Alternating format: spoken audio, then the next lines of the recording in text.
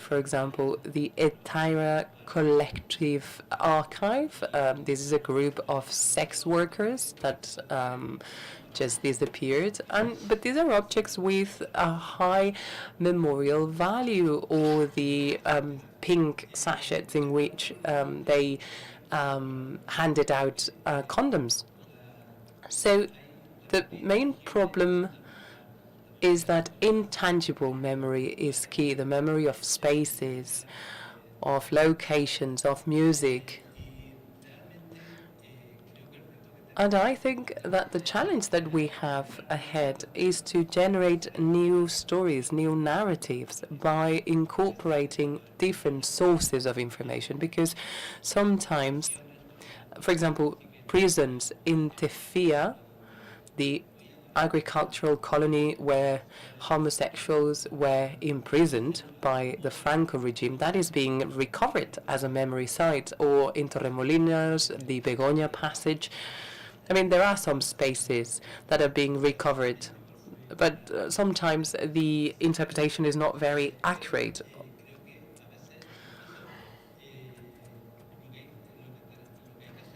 What we need to do is to build new narratives about spaces, about locations, on the basis of objects, references, cultural references, literary work. It's the only way we have to recover that intangible memory that has been key and that we need to recover. Thank you.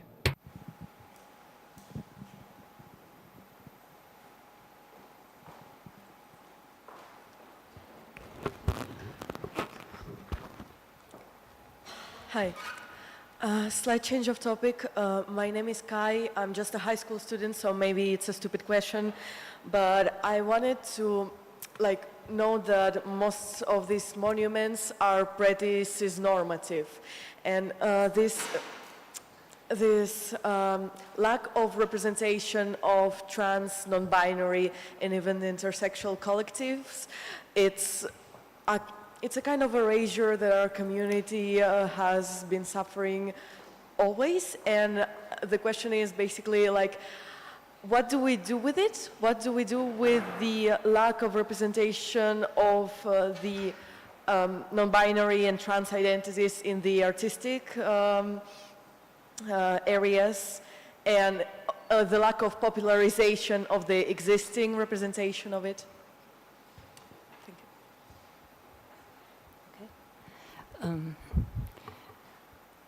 Thank you. Sorry. It's difficult to give an answer. How can I tell you what is to do to make things better? Perhaps I can answer with some thoughts about how memorials in public space work. When we look back to memory development and in the public space, we can always see that the representation in public space comes late. It comes always much later than historical research, than discussions in the public, in the university, in the grassroots movements, in the initiatives. It comes late. We have at the moment in Germany, and especially in Berlin, although this very difficult debate, why is the topic of colonialism and the crimes of German colonialism not really arrived in public space. We have researchers for about 6 or 7 years. We have groups, initiatives. We have this and that, and we have in the center of Berlin. We have only one single memorial plate at the place where in 1886 the German Reich and 12 other nations came together to decide what they make with Africa, which is a huge story, and I'm sure that there will also monuments to come in the next years, but maybe this will take some time and competition and different ideas. So I hope that also what you say now, the lack of representation in the public space will come later. I don't know how to enforce it. Well, we could increase the public budget to invest. Yeah, that's... Memory is always low cost. Yeah. Maybe not in Germany. No. But if you take Spain as a reference, we have a lot of problems in Spain and Catalonia in Germany, we don't have enough money for many memories. We have the big state monuments, that's right.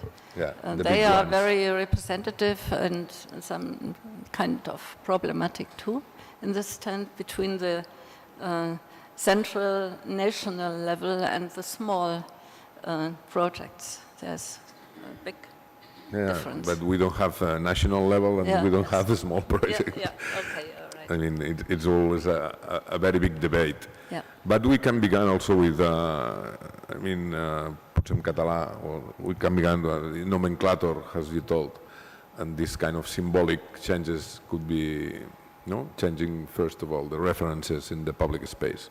But it will take such a long time.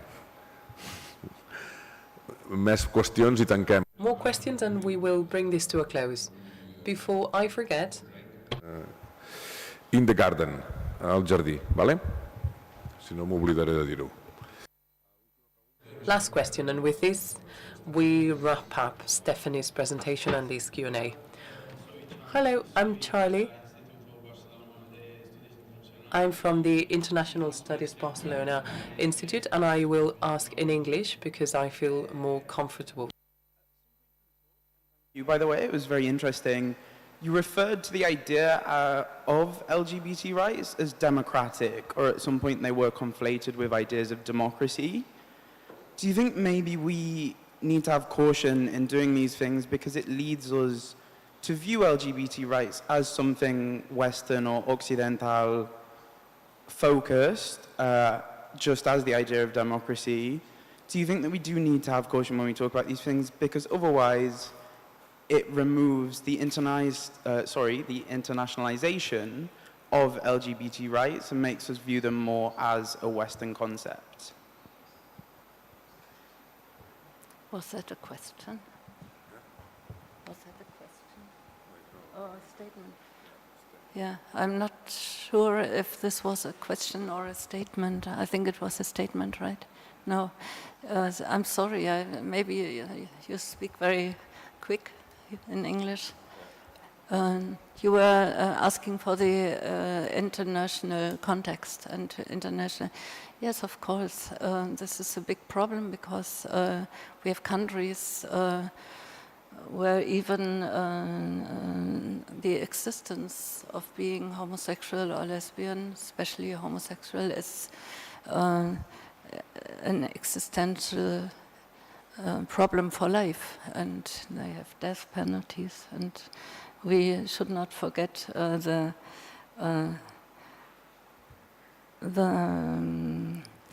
real how heavy problems are compared to ours. That's what you mean? Yeah, and we have to look at those countries, right? Tanquem aquí. Thank you. So we wrap up now. Thank you very much for your attention.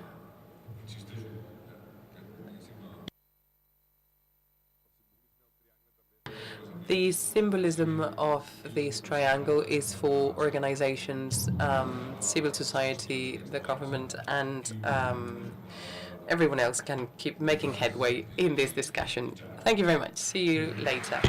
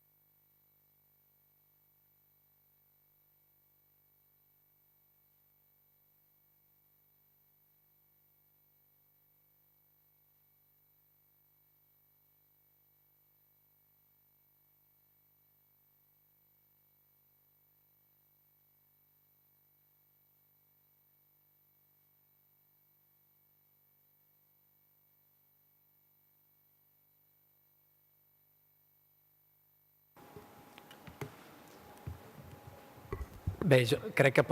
Well, I think it's about time we begin.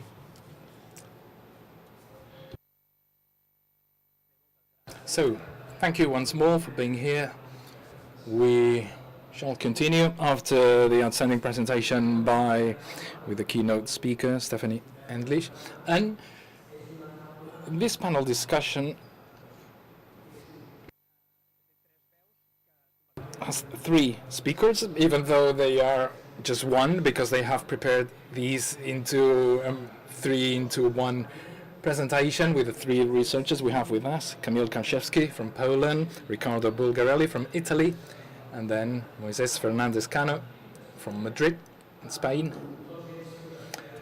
They are all researchers at the European University Institute, one of the most prestigious research centers in Europe, in Firenze, in Italy, and they will tell us how the LGBTQ community in these 3 countries have fought for their rights throughout the 20th century, but they will also focus on the way we remember these struggles and the way that these communities and their achievements are remembered. We will also talk about the terms, the terminology that we've been using when preparing, when designing the agenda for this conference, and this was a long-standing discussion with the researchers, but also with the Catalan government supporting this meeting. And we will tell you why we have chosen for the LGBTQ plus or LGBTI plus, whether we are incorporating the Q or the I. This is something that we will talk about later on, maybe opening up the floor for discussion. And I hope that the 3 researchers here also tell us about the title on this panel discussion, Shantai You Stay. And this is a title taken from one of the iconic statements by the queer figure, that's from RuPaul's. And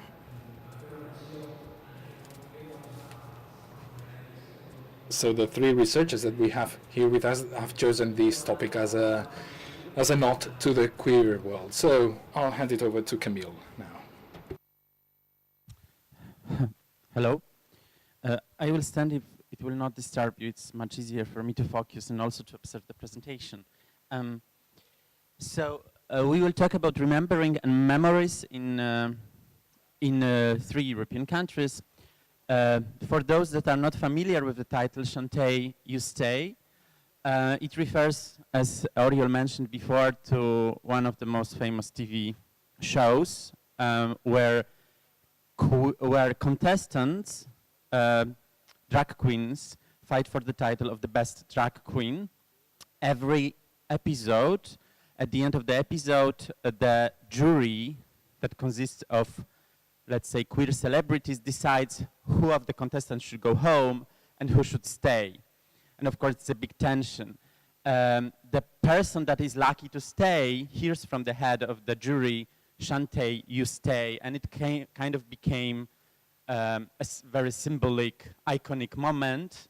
For us, it seemed very interesting because it's a moment that can be a metaphor of a situation where queer community itself decides who we can memorize or who we pay attention to and who we kind of drop in our narratives. So it's not a decision of the mainstream or the majority, but of the community itself, and I think this topic will appear several times. I wanted to ask you in the beginning, do you know, starting my presentation about Poland or queer history in Poland, do you know when Poland decriminalized homosexual acts? In what year? Or do you have a guess? What would be your intuition? In 1932. Poland was the second country in 20th century after the Soviet Union that decriminalized homosexual acts. was quite a pioneer. This man is the head of the commission that decided to decriminalize. Actually, the decision was taken already in the early 20s, but there were other more controversial issues for them to discuss, so it took around 10 years before the criminal code that you can see on the left entered into force. We decided to start with kind of very short overview of European history of queer from perspective that I think we are not so familiar with. Usually we are presented with a map of Europe that tells a narrative of marriage equality or civil partnerships. And this narrative is very familiar and I think very often presents not such a challenging story where we have several pioneers, among them Spain also, I think, but also Denmark, Holland, the countries that started, and then of course the ugly sister called Eastern Europe. However, when we think about the criminalization of homosexual acts in Europe, I think this narrative presents us with something much more challenging and especially challenging our imagination of different parts of the continent. When we look in the beginning of the 20th century, and of course the political map, as we know, was completely different. We had actually two systems. The one consisting of so-called, like, let's say, Southern Europe, that was based on Napoleonic codes that traditionally didn't criminalize homosexual acts as such. Although sometimes people, especially men, were persecuted based on other reasons, vagabondism or indecent behavior, let's say. However, they were not targeted as a group. And then the other part of Europe that was targeting actually this group, what was mentioned before by Stephanie, the paragraph 175 in Germany, paragraph 129 in Austria, for example. And they were then were also this actually two examples in Europe, Austria and Sweden, that criminalize homosexual acts between women, which was quite unique, and this is still a controversy why and what was the reason. Then what happens around after the First World War, what I call the first wave of the criminalization. And here is the, actually, this is the proper map. Soviet Union or Soviet Russia starts this trend in 1917. Then in 1932, Poland decriminalized homosexual acts. The next year, with actually the same legal provisions, Denmark. In 1942, Switzerland. In 1944, Sweden. Around the, in the 30s, still Estonia as well, that is often forgotten, and Iceland. And it happens actually, this process kind of ends by the end of the Second World War. Paradoxically, it starts in German-speaking area, where the activism was unsuccessful. It came very close to the criminalization in Germany, in Weimar Republic, at the end of the 1920s, beginning of 30s, and of course the Hitler came to power, and all the idea collapsed. However, it very much influenced other countries. Such activists like Magnus Hirschfeld traveled several times, for example, to Estonia, to lobby for the change of the law. They had also influence on the change of the law, especially in Denmark, but also in Poland. What happens next is just a year after Poland decriminalized homosexuality, with the tightening grip of power in Soviet Union, the Soviet Union recriminalizes homosexuality. Then, of course, with the territorial expansion, the law is expanded to Estonia. In the after the Second World War, also Spain and Portugal actually end this kind of more liberal tradition, and as far as I know, in 1954, Francoist Spain criminalizes homosexuality as well.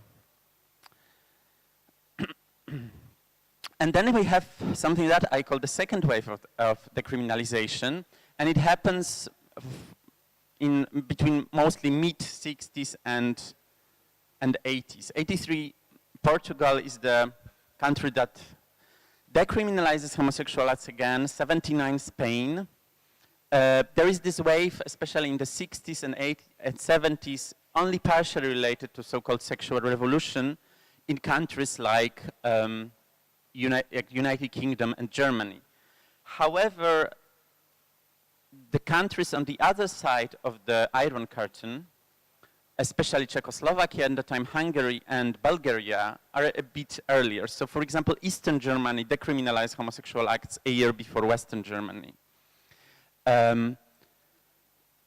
Interestingly, yes, among those that were lagging behind were Austria in 1971, 72, before I mentioned Norway.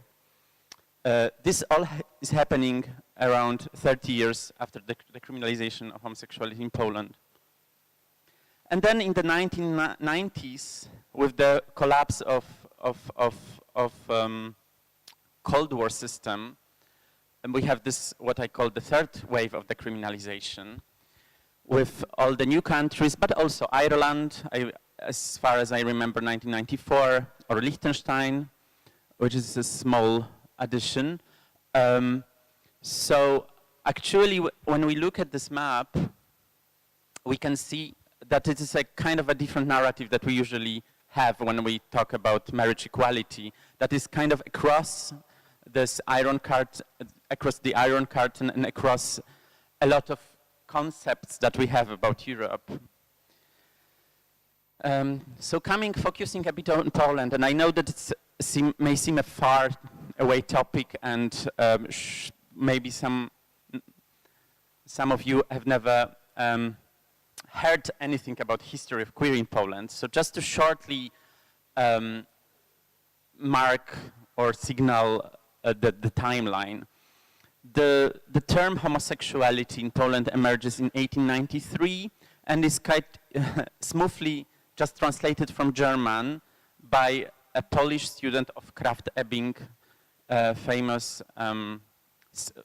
founder of sexology, commonly perceived today as a founder of sexology. So his student is just introducing the term in Polish. But already in 1915, 1917, we have first novels, short stories that actually show, written by queer people and presenting queer desire in an affirmative way. Then we have interwar period when Poland gains independence between 1918 and 1939. And for example, in 1923, there is quite a scandal in Warsaw related to a lesbian doctor, one of first physicians in Poland, and she, during the trial, she openly claims that being a lesbian is not offensive, it's not denigrating for a woman. And in 1932, as I mentioned, there is the decriminalization. Then we have the period, of course, of the Second World War, pink triangles, a big different topic on its own. And what happens after the Second World War is, of course, the time of communism. What in official narratives, especially in Polish historiography, is never mentioned, but what is very typical, as I believe with my queer eye, I look at Polish history, there were certain similarities, features that really made conservative, Catholic, right-wing side of political spectrum very similar to the communist regime, and one of them was basically being very prurient. So talking or showing publicly any kind of non-normative behaviors was not accepted. We have to remember that in 1920s in Warsaw they were men in drag. We have a movie, quite a famous movie from 1930s, with basically with a drag queen. We had transgender sex workers in the streets. They all disappear in the mid-30s, and they actually don't reappear until the end of the communist time. And in the 1983, there is an attempt to start a movement again in Poland. There is an activist, actually an immigrant in Austria, in Vienna, who prepares a magazine in his home in Vienna, copies it, and distributes illegally in Poland. And this is the beginning of kind of this new wave of queer movement. In mid-1980s, we have an action operation of the police that was made to a movie recently on Netflix called Hyacinth, when police on state scale tries to register all homosexuals. But then it's the end of the communism. It was probably also related to the starting HIV crisis, but it hasn't been basically researched what happened during the operation. And I put as a symbolic date this date 2020, last presidential election in Poland, when it was for the first time so explicitly and openly deployed homophobia as a political tool to win elections, but it also galvanized the queer community or LGBT community in Poland. So to make it short, we don't have much time. I wanted to, when thinking about commemorating and about memory, what Stephanie was talking about before, I was thinking there are three kind of ways the queer community in Poland refers to the past. One is commemorating victims of persecution. That's what we very much talked about in the context of monuments, right? Especially the pink triangles, the Second World War. Then the other stream is very often by the queer community treated as something opposite, of not showing martyrology and not showing suffering, but rather showing an affirmative narrative that would focus on recovering forgotten stories or basically outing very famous personalities in Poland from the past. That's why I put this pride tag there. And then third way is this, of course, fighting for rights and citizenship and belonging, trying sometimes to gain legitimacy and respectability through, for example, performing attachment to the nation, to the state, and to the values of the majority. And the right-wing answer, and since the last, actually, yes, since the fall of the communism, we can say the answer from the majority and from the government to this kind of strategies is either ignoring or silencing, very often presenting whenever the queer subjects try to say we are part of the nation or the country, actually the answer from the other, no, it's a foreign. A very typical motive is saying that it's something that comes from the West. It's a Western invention. I think this was partially your question before, something that is imposed on Poland. So I very shortly show, as Stefanie Endlich mentioned before, apart from this tormented story of the rainbow in Warsaw, which has its continuation now, the debate is going on to rebuild it again in a different form, and it's kind of a grassroots movement. There are no monuments in the public, and they are not really disputed.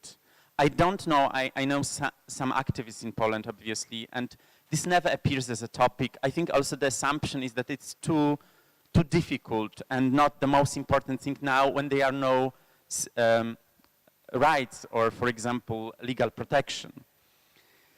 But one of the ways of commemorating is this mostly grassroots still movement of memorizing, commemorating the history, and in this case, it's for example, this is the book that was published last year, They, Homosexuals During the Second World War. The title is They. It has been actually, a few days ago, nominated to the most prestigious literary prize in Poland, which was kind of a surprise. However, this is there are other examples of kind of entering the public opinion, public memory. Another way is, as I mentioned before, is recovering forgotten silence or stories, queer lives.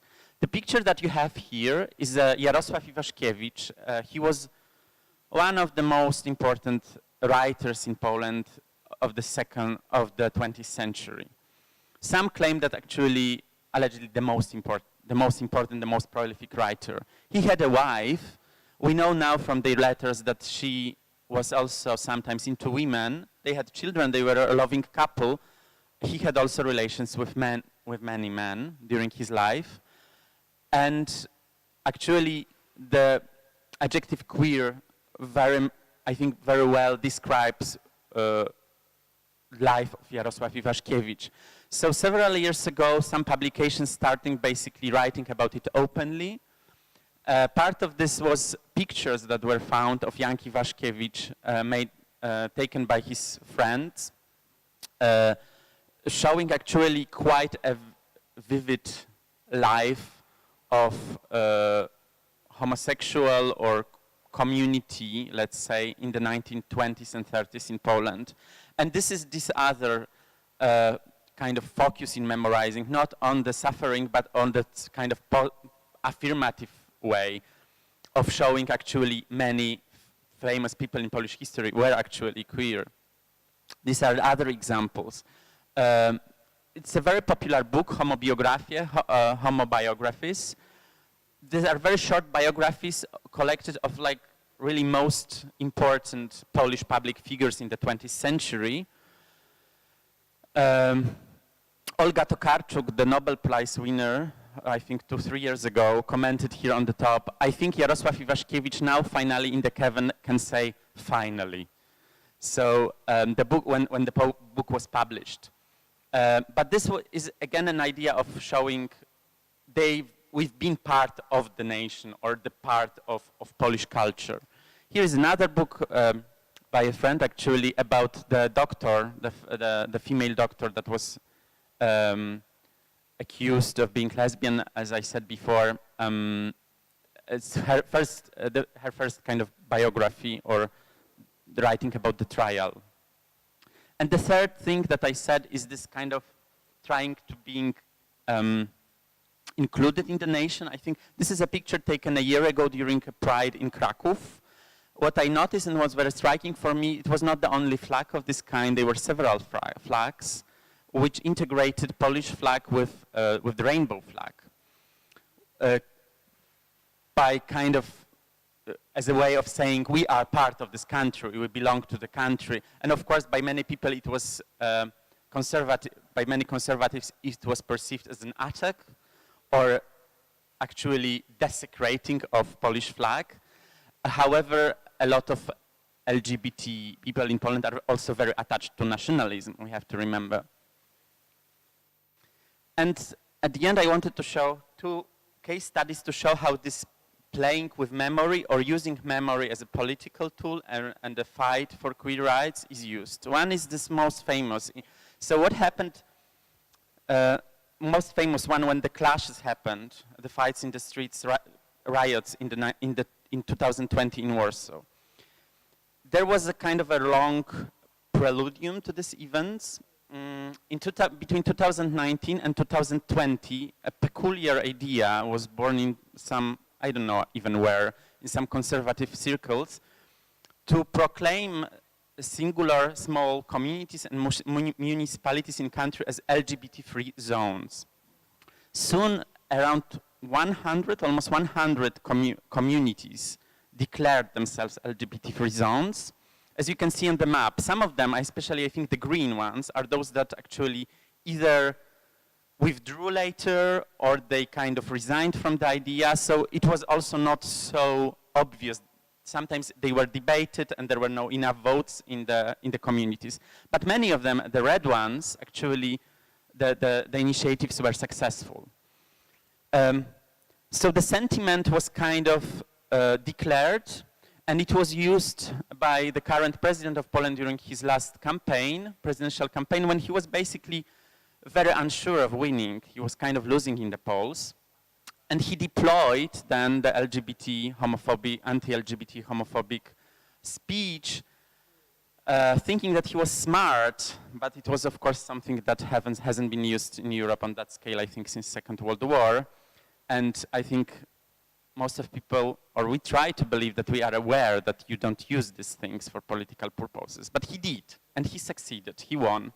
He won the election with a lot of, famously he said, for example, LGBT people are not people. They are an ideology. And it was, and it galvanized these protests and started the protests that happened. The picture that I had earlier of the woman with the flag, this is from the protests.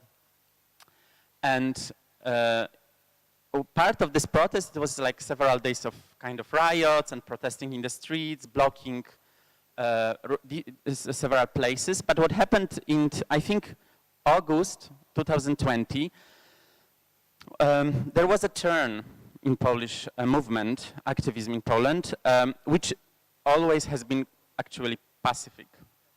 As most of Europe, as Austria, for example, there's never been a stone wall, right, in Europe. This is an American story. But what happened is that this group of young activists, they said they don't believe anymore in this peaceful thing. This doesn't work. This didn't bring anything in Poland. And they started kind of more provocative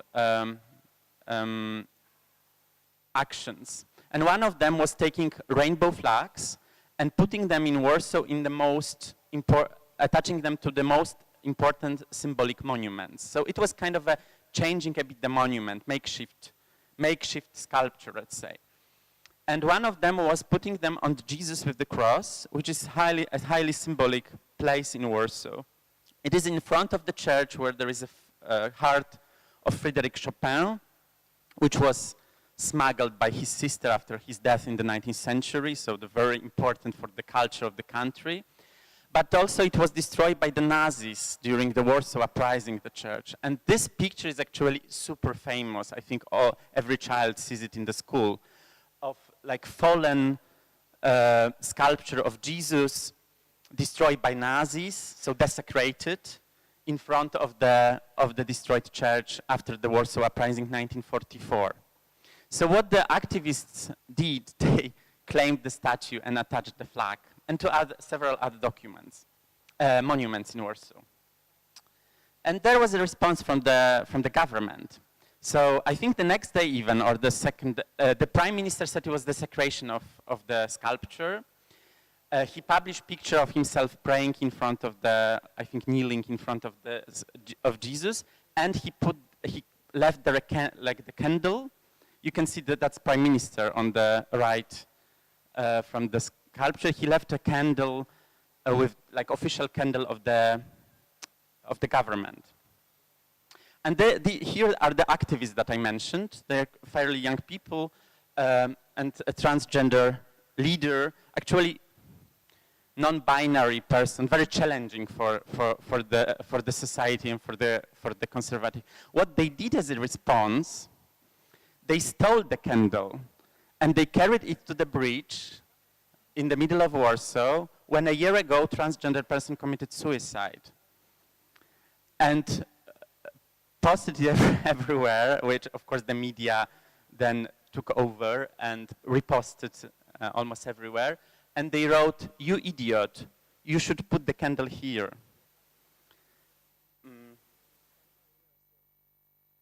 And this is the person, this is Milo, this transgender person that committed suicide jumping from the bridge into the Vistula River in 1919. I think it was winter, so also the water was ice cold. You know, it's Poland.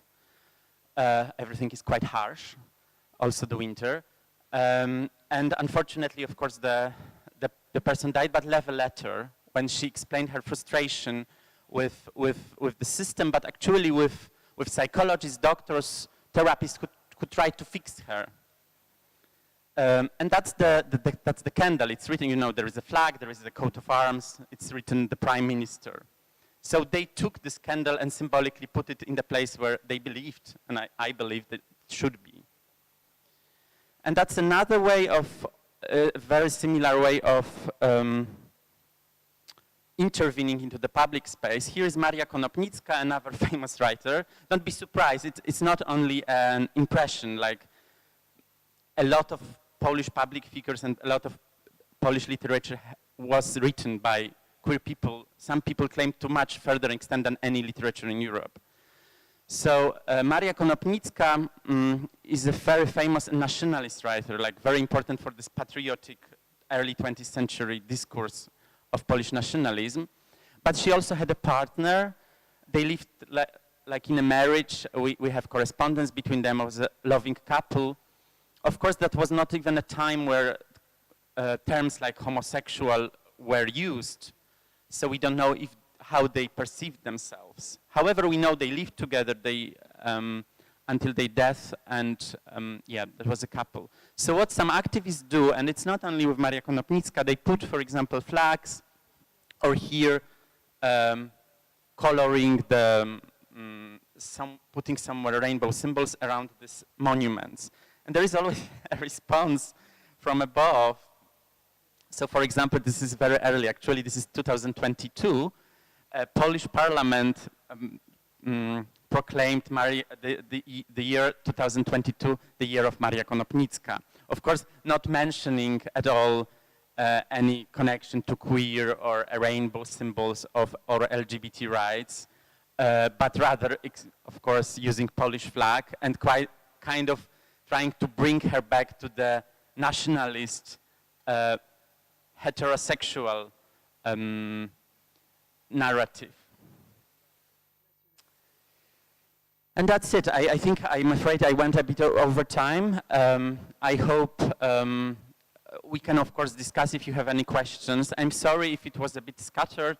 I had to make hard decisions, and especially I think when, since Stefanie Endlich was talking about monuments, I was thinking that we have also this monuments or ways of memorizing, as you could see here, that are kind of makeshift. They appear, disappear, people write things on the walls, and sometimes they are much more challenging and challenged and much more provocative than monuments that have been decided by the community. Because, for example, obviously, like in this case, putting a flag, attaching it to Jesus was extremely powerful,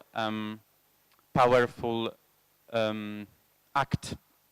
I can only present in the margin that it doesn't seem it was as provocative as we could thought, because the transgender activist, Margot, she wrote, I think, her dissertation or even PhD dissertation, I'm not so sure now, maybe master dissertation, about Catholicism. And she always claims she's a deeply believing Catholic, at the same time fighting for LGBT rights. I hope you liked it. Thank you very much. And now I give my voice to Moses.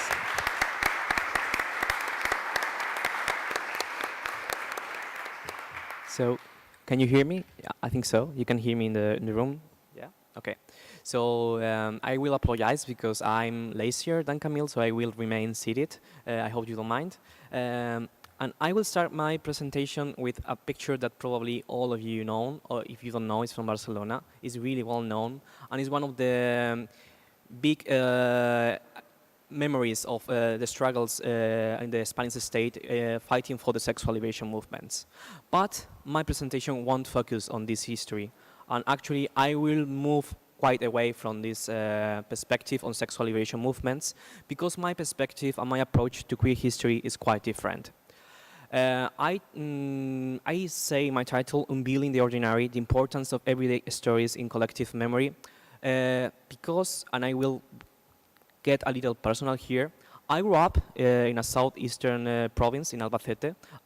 Then I moved to Valencia when I was 18 years old to study history. Then I did my master thesis here in Barcelona. And during these 6 years of history studies, nobody mentioned in any class anything about LGBTQ history. I just remember in my master thesis one seminar about democratic transition in Spain, and they mentioned that LGBTQ struggles was just a part of the transition movements, and they don't actually regard to the specific issues that LGBT communities were suffering under Francoist regime. But first, I want to start with a little story. So, the 21st of December of 1957, in Madrid, in Plaza Mayor, that is one of the main historical landmarks in the city right now, maybe well known because one mayor a few years ago recommended people to have a café con leche in Plaza Mayor. Maybe you know the city for that. Well, a group of 20 to 25 years old men were having fun. It was 11 p.m. You can imagine the winter in Madrid is quite cold. So the police noticed that they were actually having like this party in the streets of Madrid in a historical landmark.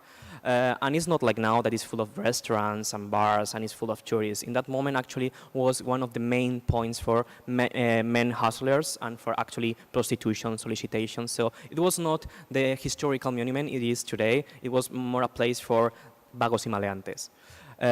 So this group was detained by the police, and one of the young men was arrested, prosecuted, and get to the Dirección General de Seguridad in Puerta del Sol.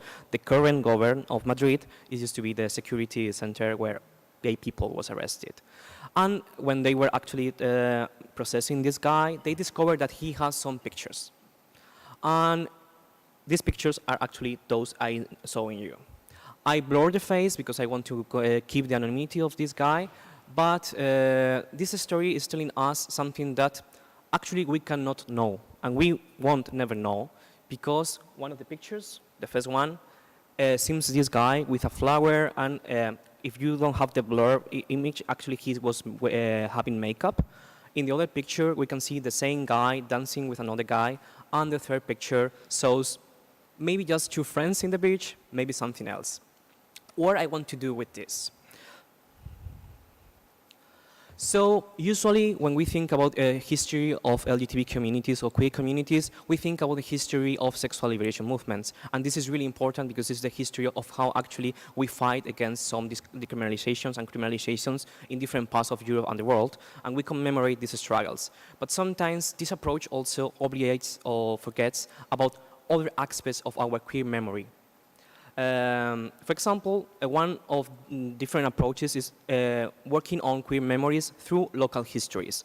Local histories could seem like narrow in the sense that we are focusing on a specific city in a specific place, like Madrid, Barcelona, New York.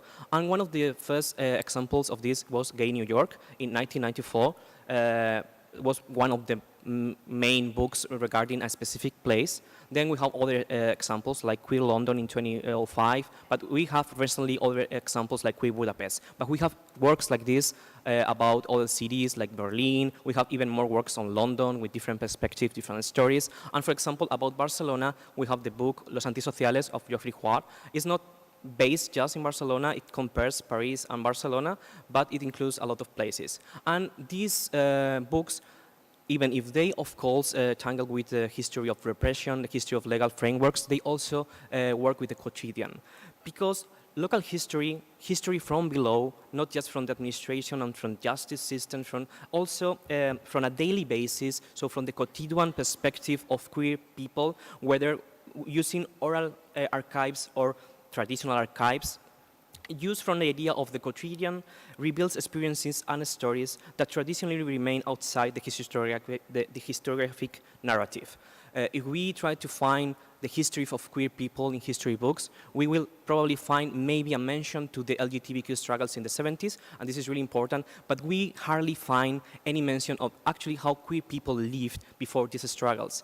And there is a problem here that we can discuss later, is that sometimes these historical approaches are thought from a teleological point of view. What I mean with this, we know what happened already. We know that in the 70s there was a historical political movement that fight for our freedom and that we get some rights, and we are still fighting for more rights, and we are fighting against some ideas that are coming back from the past.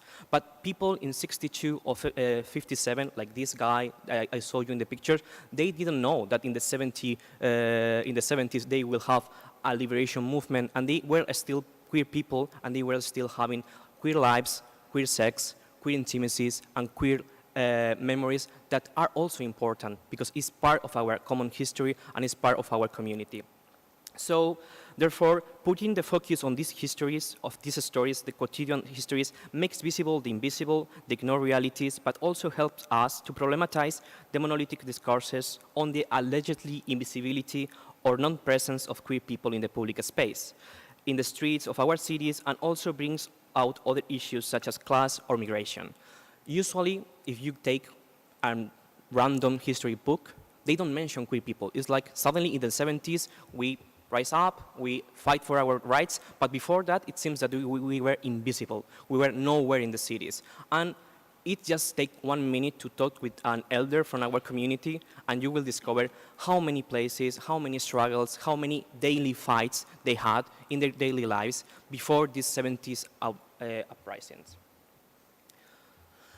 And one more methodological and conceptual importance issue for me is that queer lives always occupy a public space. Queer people, we don't have in history actually the right to have a privacy, to have private life, because society and even ourselves scrutinize everything we do. So our bodies, our lives are always public lives. So either at home, either at streets, we are public bodies, and it means that streets, public venues, cities, but also home, belongs to the domesticity of queer people. So when we talk about queer histories, we should have to talk about this queer domesticity in a broad sense that takes both the private and the public, since we didn't have the right to have a private space for ourselves, because either families, either the state, even the police forces, they were always scrutinizing and looking for what we do, and how we belong where. My research focus obviously in Spain, and I do the local history of Madrid because for me it's easier to understand the sources in Spanish, so it's why I work on Madrid, and because actually we lack in the Spanish state of local histories. We hardly know anything about even Barcelona, that is maybe the most known of the cities, but recently there are a lot of people working across the Spanish state to recover this memory, and I think this is kind of echoing what we were discussing previously in the discussions about what kind of objects, what kind of materiality we can have to recover, because of course we know the legal framework, we know la ley de vagos y maleantes, and we know la ley de peligrosidad y rehabilitación social. These are the two main laws that actually affected the lives and the daily experiences of queer people. But it doesn't mean that before 1954 there were no prosecution of queer people. Of course they were persecuted under so many others, like public scandal, or just we cannot think that before Franco there was not homophobia. Of course homophobia was something quite real. And I want to take two other cases, two other examples, to show you how actually local history can provide a lot of reference to different topics that go beyond the legal framework, that even if it's important, and of course, these sources I get from the files that are under the Ley de Vagos y Maleantes in Madrid. So I use the legal sources, but with the point of view of the quotidian and the daily lives. So this fair case actually is really, really complex, but I will bring you some points that I think they're interested. This is file 576 and file 104. Is the same case. One of the files is for one of the people involved, and the other file is for the other people involved. Actually, this is one of the cases of two women that I found. So it's a case of female homosexuality, and I think this case, not just because it's one case about lesbianism condemned under the Ley of Vagos y Maleantes, that sometimes we think that, as it was mentioned before, that there is like a whole about history of female sex, female to female sex. We find different aspects. For example, I have a quote from this file. Comenzando a tocarla por todas las partes de su cuerpo. Starting to touch her everywhere and kissing her in the lips, behaving like a man having sex with a woman. Contains pages and pages and pages, and when I say pages is that actually you can wrote a book just about this case, because the doctors and the judges, they really were trying to understand how two women were having sex. They really were surprised that women were having sex. They could not even imagine, so part of the file is not actually to accuse them, is to prove how actually they have sex. Because if there is a lack of penis here, and we're talking about this female, it's not about transgender female, they thought, okay, we cannot accuse them because there is a lack of penis, so there is no sodomy, there is no actually sexual intercourse, but at the end there is a psychiatric forensic report on one of the women, the older one involved in this situation, that apparently was manly. He was shorter stature, more rude, the way she behaves is more manly. So finally they decided that this woman should be prosecuted because maybe she induced the other woman who was a female, younger woman, and maybe she's the victim, we have one person to blame, but she was only blamed under the basis that he was manly. So to be considered as someone who will be persecuted, there was like a gender bias. So this approximation to local history is having a lot of information for us, how actually Francoism regime considered gender and gender binarism, and actually it's challenged the idea of a woman being manly means that it's a woman or not, and they have this kind of discussions already in the 60s, but also is talking to us about how actually the idea of being the manly part of a lesbian relationship could have other consequences different than to the other. Because if we follow the case, the older woman, the manly woman, was actually condemned, and she has to pay a bill and has to go through jail, while the other woman that finally said that she was actually just mad and she was attracted by the money of the elder, so it was not her fault, it was just a moment of, I don't know how to say, because she used a specific word, un momento de olvido, but apparently this moment of forget stays for at least 2 to 3 years having sex with that woman, so I think maybe it's not a moment of, but of course she was fighting for her life, she was fighting for her freedom, so we cannot actually condemn this person for trying to get free. But also this story is telling us much more, because one of the things when we talk about in the case of the Spanish state is that we usually focus on Madrid and Barcelona. I myself, I'm doing my PhD on Madrid, but none of these women were from Madrid. The younger woman was actually from Galicia, and the older woman was from Malaga. And actually the story of the older woman was quite interesting. She was born in Lanjarón, it's Granada, the province of Granada, but she moves quite young to Malaga, and in Malaga she tried to become a nun. But she was expelled by the monastery with other two women. There is a letter from the bishop of, I think from the bishop of Malaga, talking about this situation, and they didn't mention why they were expelled from the monastery, but apparently there was some strange behaviors between the three of them, and then they moved to Barcelona. They live here, there are no much records on what they did in Barcelona, and finally they moved back to Madrid.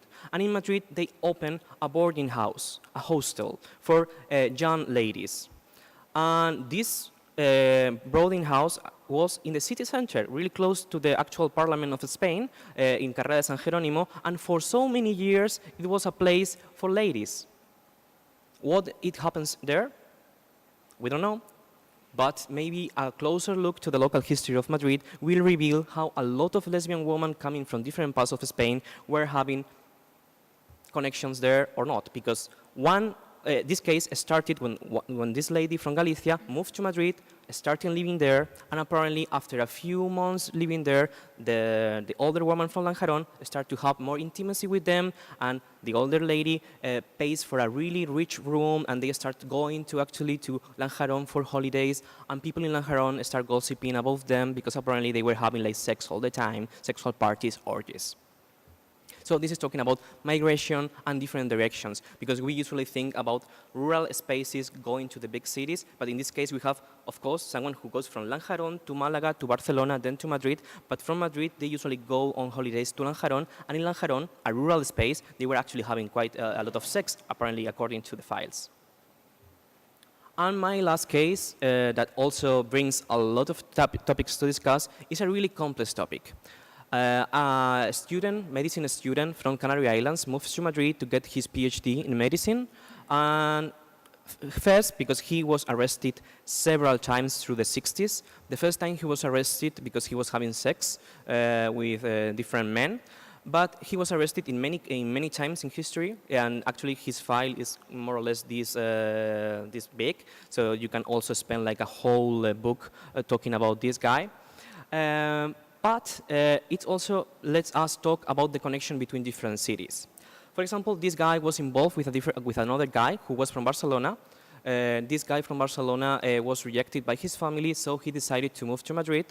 But he was going and back all the time from Madrid and Barcelona. So it talks about actually the connection between two different big cities and how people move looking for some spaces of freedom. Because of course, Barcelona in these years could be a space for freedom, but if your family actually rejects you, it means that you have to find different ways. And we can track the way of this guy that moves not just to Madrid, he goes all around Spain looking for different spaces of freedom. He was arrested different times, and finally sometimes we find this guy in Madrid where he is arrested and having connections with him.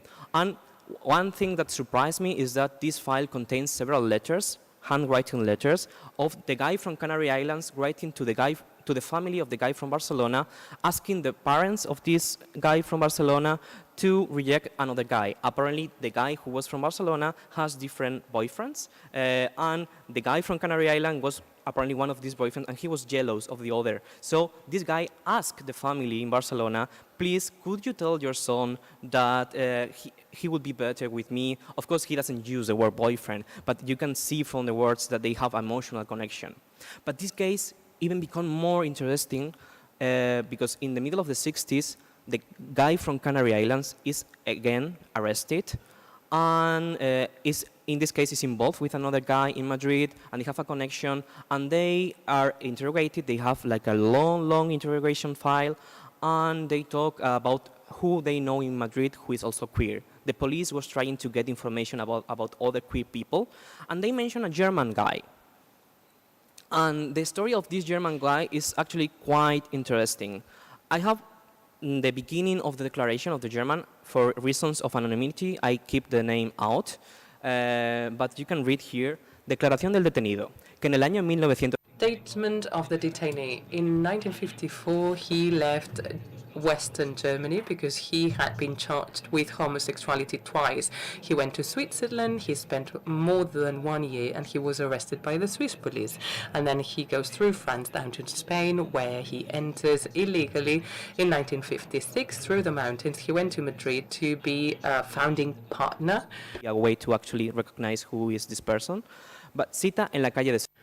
In Serrano Street. Have a person from Western Germany coming to Spain in the 50s looking for freedom. It's something that when I was reading it, it was really hard to understand. But we have to understand that in that moment, actually, homosexuality was also persecuted in Western Germany in a really different way and in a really different, but if he remains in Germany, he will be in jail. So why he decided to come to Spain? Not because the situation in Spain was better. No, of course not. It's nothing related to that. But there was a sort of kind of privilege that we can find in the files of local histories that are related to class and are related also of region. You can find how hardly ever working class people from working class neighborhoods in Spain or in the cities of Spain were all already condemned and they went to jail. They have to pay really extremely fees, or if they were not condemned, they pay just to get freedom. But in the case of many people from Western Europe or even North Americans that live in Madrid or cities such as Barcelona, the regime decided to have a different look on them. Of course, if they were caught in a sexual intercourse with another man or another woman, they were also condemned. But they usually were not condemned in the same way that the people from the Spanish state. This is talking also about how actually Spain in this moment, especially from the 60s, became a popular destiny for sexual intercourse. There are places such as Torremolinos or Sitges that became really important for Northern Europeans coming to the Spanish Francoist regime, looking for the orientalization of South queer bodies, and also because they found somehow spaces for these sexual intercourses. It doesn't mean that the Francoist regime was a space of liberation. Of course not. It's quite the opposite. Using this strategy of allowing people from other countries, other realities, having spaces of freedom, actually was reinforcing the idea that homosexuality was something from abroad. So the French, the Germans, they are queers, they are outside. The Spanish nation is actually a macho nation. So we have not to think and take these stories of people coming from other countries as an example of liberation, or no, of course not. It's quite the opposite. It was actually a quite clever strategy to reinforce the idea of Spain as something unique, Spain as something that is the Christian vanguard, and is something to keep actually the idea of Spain is different, that we know that Manuel Fraga used really cleverly to become and to change the idea of a dictatorial regime in the face of the European Western countries. So this is just two examples, and with the example with the pictures from Plaza Mayor, it's just three different examples of how we can approach these stories. If you see, I never mentioned the sexual liberation movements in Spain, I never mentioned the legal framework, I just mentioned different aspects of people living their lives, struggling, fighting, and of course having lives, because queer people was not just hiding at home. They were having lives, they were having sex, they were having families, they were having friends. And it's something that we also have to recover. And when we think about public space, and when we think about memory and how to recover memory, I think we should pay also attention to these aspects, because of course the sexual liberation movement is a major issue in our history, but if we forget the history of the daily life of the quotidian, we are also giving the historical narratives what they want, that they will obligate us from history, and that we are not actually part of the common history of the social life of every city. And with that, I finish. Thank you.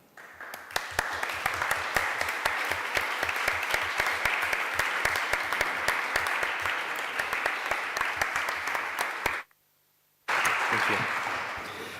So let's move to the memories of the sexual liberation movement. And today I will present the results, the memory of an event we organized in the last April as a working group. We are 3 members of a working group that Okay. The working group is working on queer and feminist studies. And we, as PhD researchers working on queer and histories, we organized this event, which was entitled Making LGBT plus Memories and Histories. And the idea for this event came from the fact that this year, 2022, was the first year in which the Italian LGBT History Month was established, and April was the choice. April was the result of a choice of the organization of the LGBT History Month. Why April? April is the month in which in 1972, do you hear me? Okay. In 1972, one of the first Italian homosexual movement organized a protest against a Congress of Sexologists in Sanremo, which is a very small city in the north of Italy. The idea was to question this choice, to trying to look at the actors, at the ways in which this choice was the result of the production of a collective memory on this event in 1972.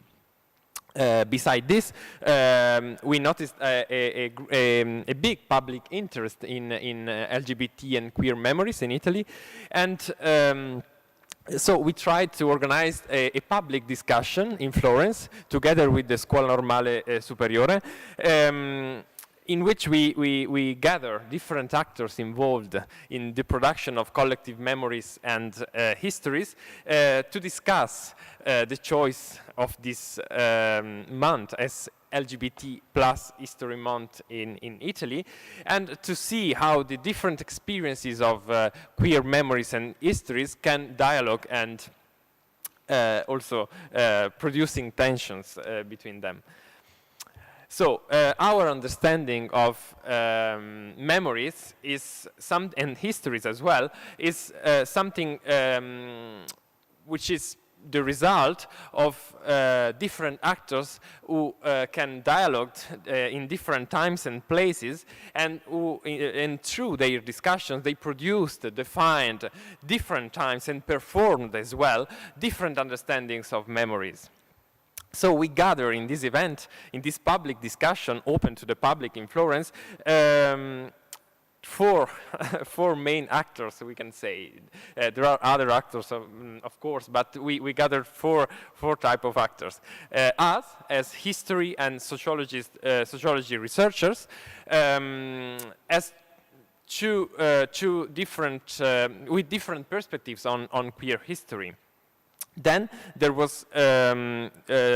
two local LGBT plus associations active in Florence, which have local archives. So they are also engaged in producing a sort of a space of memory, space of sources. Then there were three activists from the 70s, but they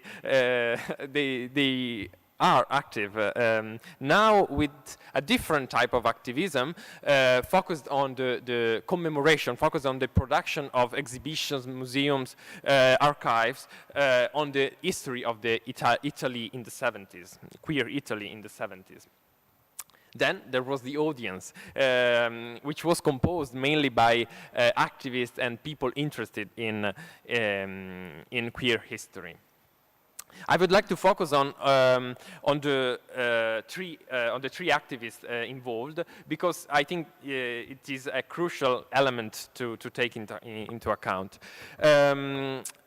You can see the three names. The three activists were characterized by different backgrounds in terms of gender, biography, provenance, and this is a crucial element to understand how their views on their activism were defined and performed according to their subjectivity and to their experiences in activism.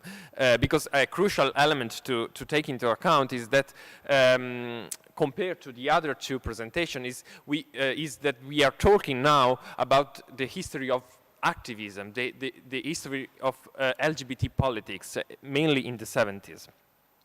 Angelo Pezzana was the first one, was one of the founders of one of the first homosexual movement in Italy, which was called Fuori, and was active between 1971 and 1981. And he was the leader of the group active in Torino, in the north of Italy, and he was the leader throughout all the entire history of the movement. Then, since the 80s, he was engaged in collecting and producing, creating an archive of the activity of the movement in order to promote also a cultural history of homosexuality in Italy. He founded a foundation, which is called Fondazione Sandro Penna Fuori, with the aim of having an archive, but also to promote the civil rights history of the movement. He was also he's the author of two autobiographies in which he linked his experience to the history of the movement. Porpora Marcasciano was the second activist. She was active in different movements and small groups in Italy since the second half of the 70s, we can say, and she also became engaged in the Movimento Identità Trans, which in the 80s was called Movimento Italiano Transessuali, which is a big difference between the two definitions. And now she's part of the city council of the city of Bologna in Italy. And she also author of different books in which she links her autobiography to the trans experience as a sort of fil rouge, as a sort of a way to understand and to observe the queer history in Italy. The last speaker was Nerina Miletti. She's a feminist and lesbian activist, and since the end of the 70s in Florence, I forgot, Porpora Marcasciano was mainly active in Bologna, and Nerina Miletti in Florence and Angelo Pezzana in Torino. Nerina Miletti was part of the lesbian groups, separatist lesbian groups in Florence since the end of the 70s. But then she became an historian, so she's very engaged in producing books, articles on LGBT and specifically lesbian history in Italy. We can see that all the three are interested in promoting, researching, or discovering queer history in Italy, and this is the reason why we choose these names in our panel. I would like to present now their relationship with history. As I mentioned before, the event was organized by two kind of researchers, historians and sociologists. So we try to frame our questions in a way that we linked past and present, starting from an understanding of memories as a sort of way to understand how past and present are not linearly connected, but are connected in a sort of networks and back and forward way. I already mentioned this is a photo from Sanremo, from the protest at the center of our event, but through the question about Sanremo to the three activists, we were able to understand their different relationship with history. We simply asked what was their relationship with history and the history of Sanremo, and they framed their answers in a way linked to their experiences in political activism, not only in the 70s but in the following decades. Angelo Pezzana framed is the only one who was present in Sanremo, who was active in Sanremo, who was directly engaged in the protest, and he framed his answer in a way that we can understand how his following activism, the protest in Sanremo was framed, the aim was a revolutionary aim. So the Fuori at the beginning, from the 1971 to 1974, was a revolutionary movement. But in the answer of Angelo Pezzana, the revolutionary history of the movement was hidden. was something not mentioned because the movement after 1974 merged in the Partito Radicale, who was a civil rights party, and so this protest was the history of this protest was framed according to the history of the following history of the Fuori. So the reformist and civil rights model which the Fuori had since the 1974, we can say. On the opposite, we can say how Nerina Miletti, who was part of lesbian separatist movement, framed his interest in history, in queer history, as a sort of direct engagement in doing justice with history, in looking for lesbian experiences within the Fuori, which was a movement in which lesbians were active, but they were marginalized in some ways. And we can say through the words of Nerina Miletti that he's doing his practice of history and his telling of memories are framed according to this aim of doing history to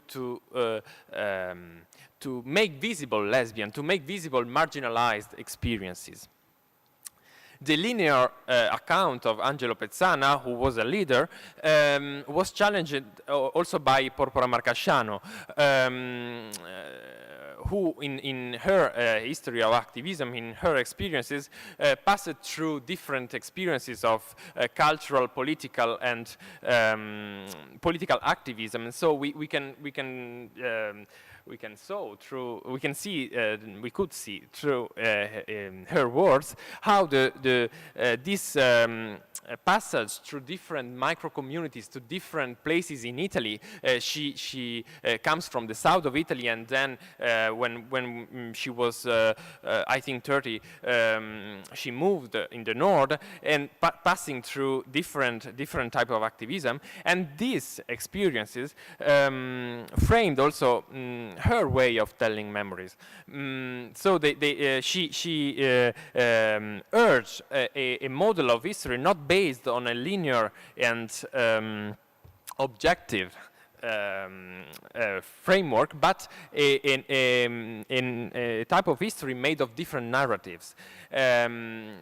To make an example, Angelo Pezzana claimed that history is made of facts, and so he claimed that the history of the protest in Sanremo, which was at the center of our question, was made only by few people, and not there are lots of narratives on that protest that are not true, that are false. But in opposite to this type of narrative based on fact, on an objective understanding of history, there are the other two. Nerina Miletti, who had a sort of engagement in producing history, and Porpora Marcasciano, who said that history is made of different narratives in an ongoing debate, in an ongoing understanding. I would try to be short. The interesting thing is that we can, through the dialogue with the audience, we were able to see the way in which the activism in our activists who are active in Florence now framed their understanding of the history, of the queer history. They asked lots of questions to the activism, asking with terms like non-binary, like terms which are linked to our days, and all the three activists performed a sort of distance between them and the new generation. This is the reason why I quote generations, because they framed their narratives in a sort of distance, with a sense of distance between them and the protests that are not able, they are not able to understand now. So this is a crucial element to understand. And another way is, another example is linked to the notion of community. Lots of people asked how they conceived the notion of community, and through the answers of the three activists, we were able to understand that the notion of community is not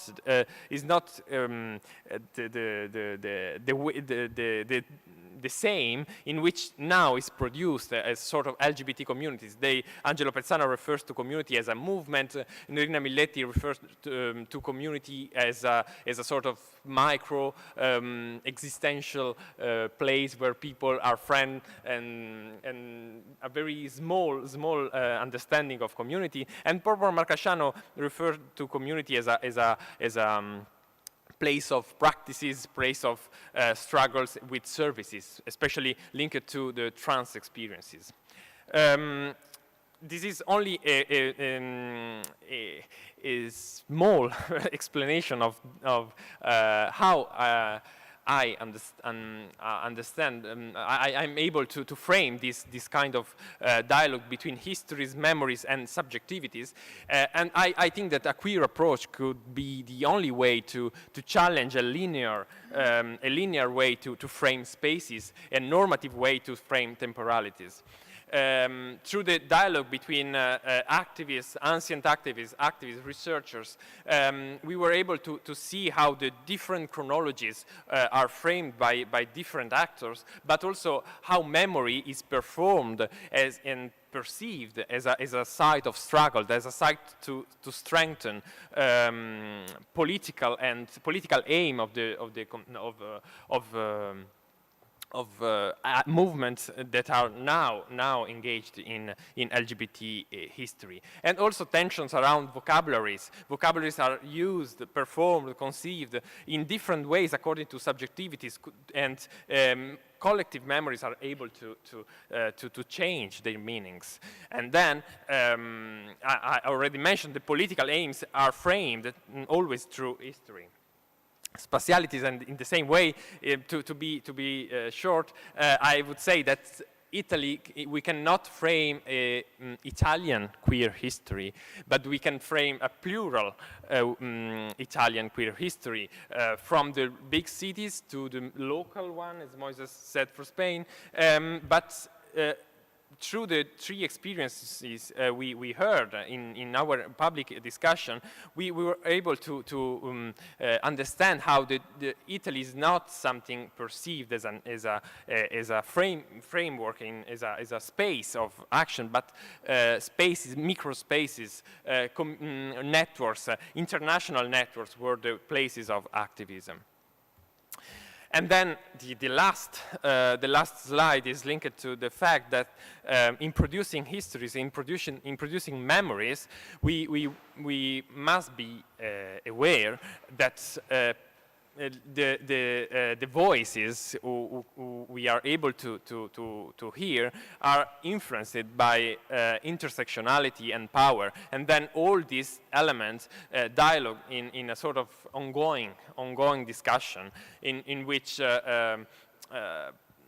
leaders, people who participated in movements, researchers, activists are always engaged and are always in a steady dialogue. And it's a sort of power is something linked not only to one of the actors involved, but to is spread between different actors. And intersectionality is something to take into account to understand why queer history, LGBT history, lesbian history, transgender history, gay history are time and again defined in different ways, in many times opposite ways. But this is something that we have to be aware. And the public discussion I'm talking about is an example of that.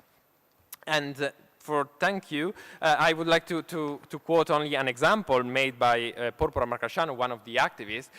She told us that when Silvia Rivera, one of the most famous activists in Stonewall, came to Italy, she told to her that she was not the first one to flying a battle against police, but the second one, to show how history and icons, chronologies and I don't know, narratives are time and again something that are something that depends on the source of the voice, not on the narratives that are produced, but not only are only an objective history, but something that is always to be discussed, to be performed in different ways. Thank you.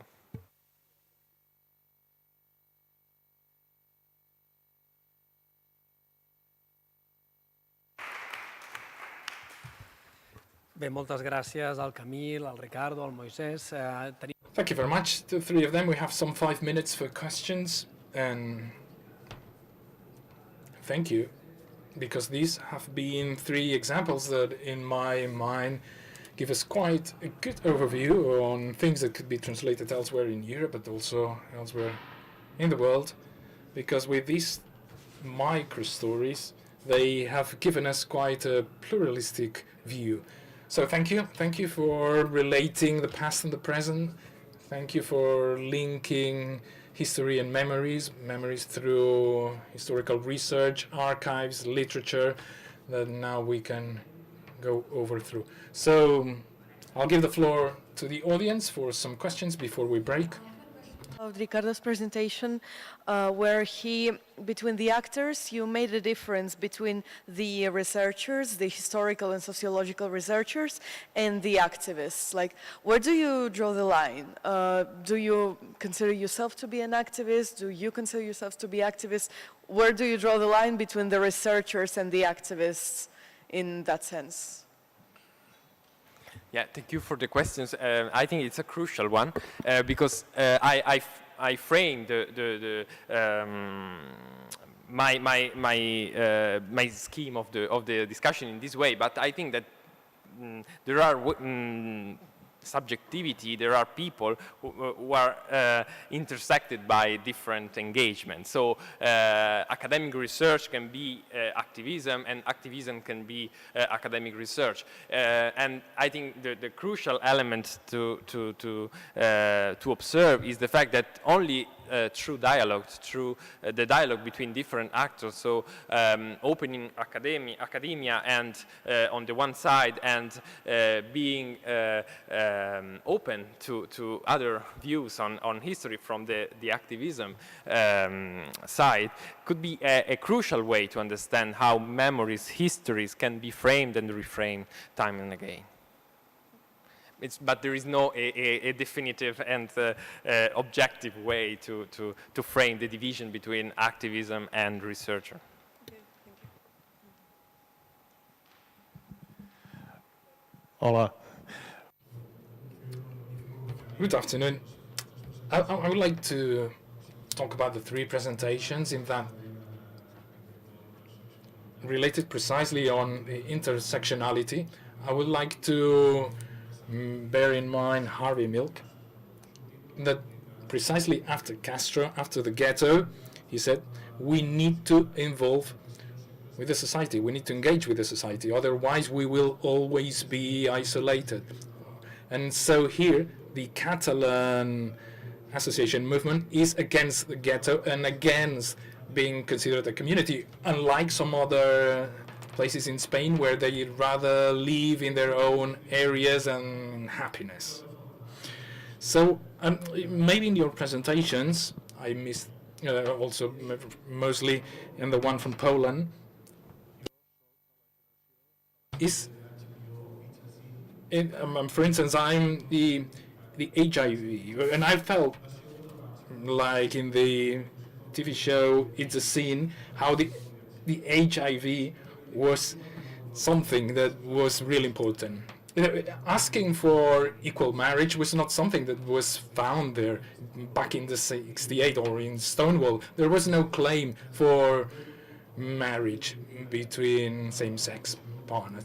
And that was something as was brought as the people who were dying and the ones that were left had no rights on the partners dying. And that was quite an impact on us and the gay people. And then on the trans community. In 2007, along with the Triangle Foundation, we organized a conference. In 2007, trans were asking for the hormone healthcare treatment, also in surgery treatments.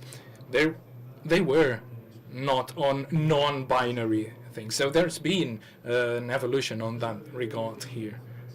And also on the history of Spain, I need to refer to Armando Flubia. He was the one that, he being in a specific social status and he having this possibility for resilience with the homosexual Spanish movement against what was passed in the Spanish law.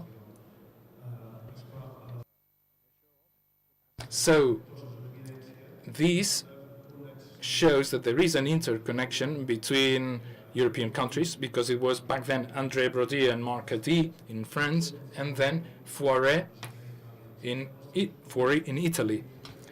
These were the three interconnected links. That was stemming mostly from the gay community. And lesbians, I think it would be interesting to look at the Spanish Mengele, so the Vallejo Rajera, and his research on the so-called red and lesbian women, because it was difficult for him to understand them. So just wanted to point at that. And here in Barcelona, by the way, in 1930s, Xai Genet, he enriched himself with the criolla and the rascals and the crooks on the Barricino district here in Barcelona. Thank you.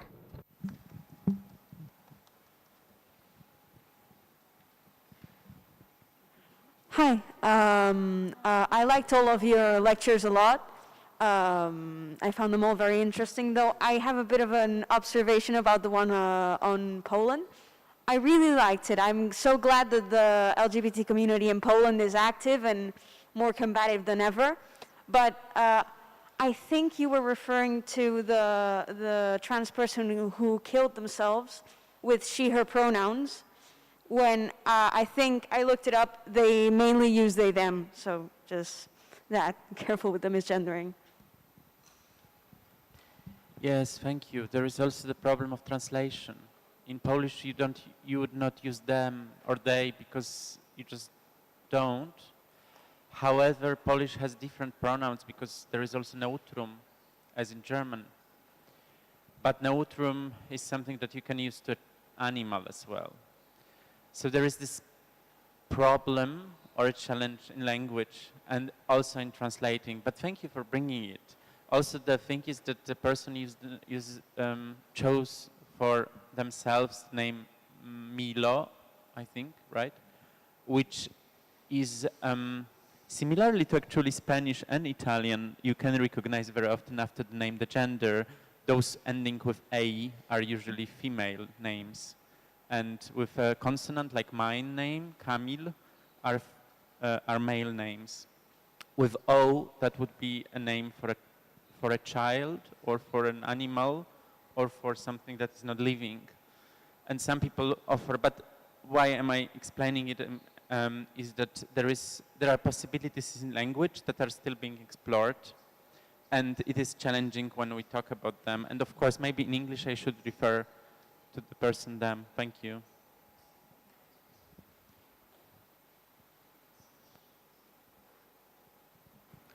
Just, bueno, no sé si hacerlo en español. I think I'll respond To your comment. No, because I was with Armand in December and we have a long discussion. It's just, of course, maybe I didn't manage to claim this. Of course, this is really important. It's just that my presentation wanted to focus outside the sexual liberation movements because, of course, it's part of the narrative. But it's that we have to enlarge this narrative, because otherwise we will lose people. Because one problem when we focus only on sexual liberation movements is this issue about language.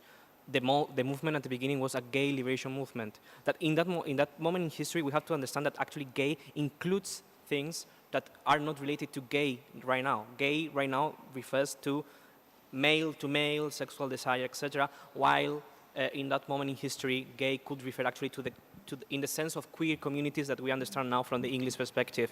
So I think that the approach to the local, not just focusing on the movements, that of course in my work I introduce all these names, and of course they deserve more than ever to be recognized, but also, and this is maybe a personal point of view, we also have to pay attention to those people who were not able to participate in the 70s because they were not anymore there, but they were queer too, and they deserve to be recognized, historicized, and we have to give them the space in history that they deserve. Because, for example, one of the persons I have in my research, he died in '65, so he never knew the sexual liberation movements. But he was a gay man, he was prosecuted more than 20 times in Madrid, and I think telling his history is also making una enmienda in history, I don't know how to say in English, sorry, is that they deserve to be acknowledged too. And it doesn't go against the history of sexual liberation movements, it's just they complement and enlarge the view of histories. That's my comment. Only about terminology, the words we use. In my presentation, I use homosexual movement because the Fori did not use gay. They explained the first issues of their magazine what did mean gay because they did know gay as a word. They did not use that, and so it's interesting to use it. And about networks, I think that we have to frame spaces and categories of spaces not according to the normative categories of local, national, international, transnational, but according to the connection which people were engaged in. So I totally agree with you. Bé, doncs moltes gràcies. Okay, thank you very much to all of you. Let's be back at 3:30 to watch the film, okay? We will have Thomas Reider. The film is Great Freedom, and Thomas Reider is the scriptwriter of the film, and he will respond to your questions after the screening. And the next session will be the second panel, From the Local to the Global Perspective, Lesbians in Catalonia, this evening. And hopefully you will all be there too. Enjoy your lunch and the film.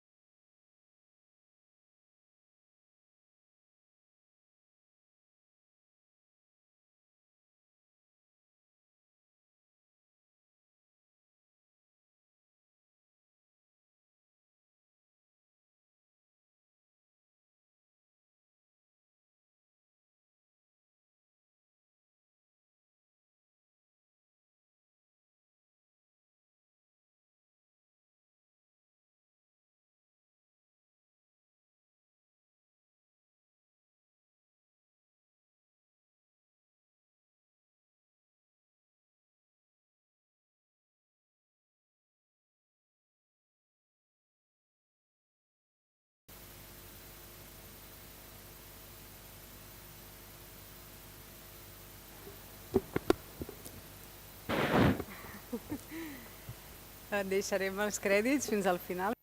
We'll leave the credits till the end, but let's begin because we are a bit late, so thank you very much.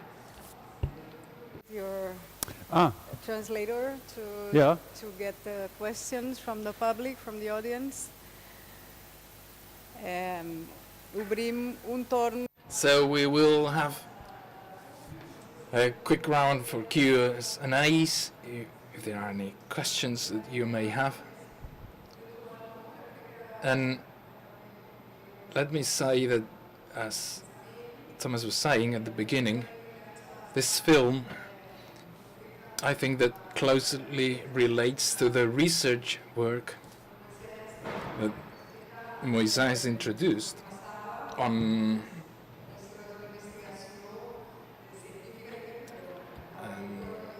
his was a scientific research, but anyway, this film was also researching the police records, the police files, and it was somehow similar, therefore, and also in same times but different countries, in different settings, because Germany back then, it was a democratic country, and yet these things were happening, whereas here in Spain we were living under Franco's regime. Anyway, it's not up to me to do the talking, so let's draw on the occasion that we have Thomas here with us. And just like you were saying at the beginning, which I think was interesting, maybe you can tell us a bit more. Thank you for the translation also. It's reality what you see in here. We found the footage on the beginning of the movie in the toilets. The policeman would be behind the mirrors and film the man in the toilet. We had original material and we reenacted it with actors. And so it's a question, who is the pervert on this side, like the one meeting in the toilet or the ones behind the mirror, because men couldn't meet anywhere, so they met at the toilet. People told us all these stories. We started in Berlin in an archive for different memories, they call it. And yeah, we talked to men who experienced things like that. So they were in concentration camp.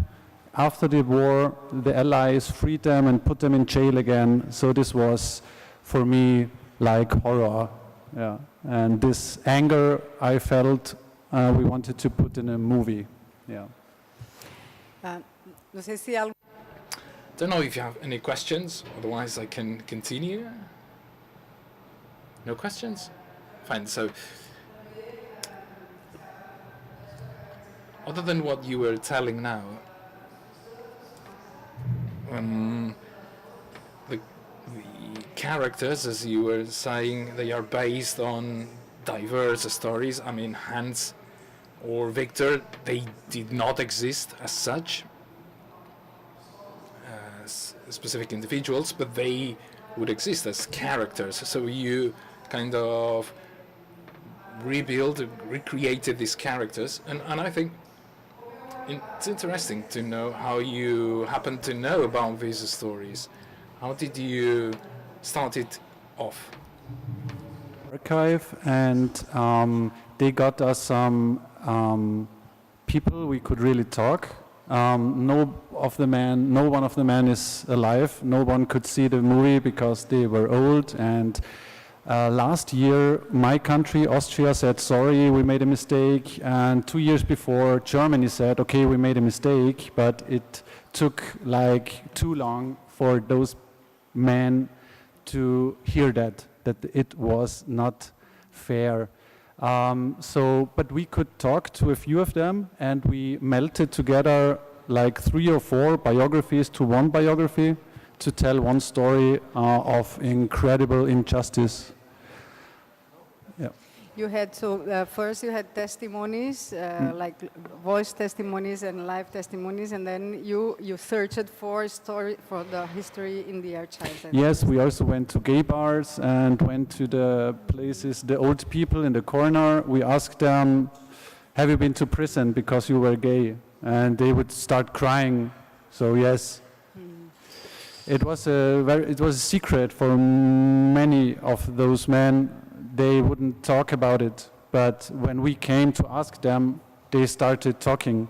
Sometimes they had a partner, and the partner, he didn't know that the other one was in prison, and he said, well, I was in prison too, and both started crying. It was very emotional.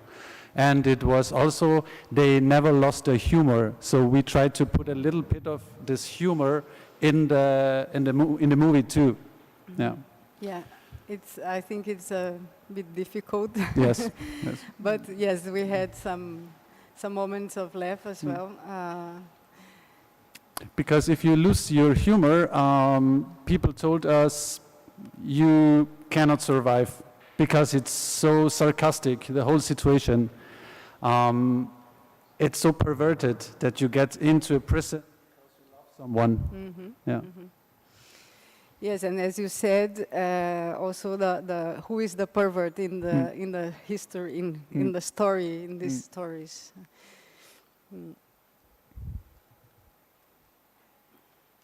Let's get some question. No. Yeah. Yeah. Can you hear me? Okay. Thank you very much.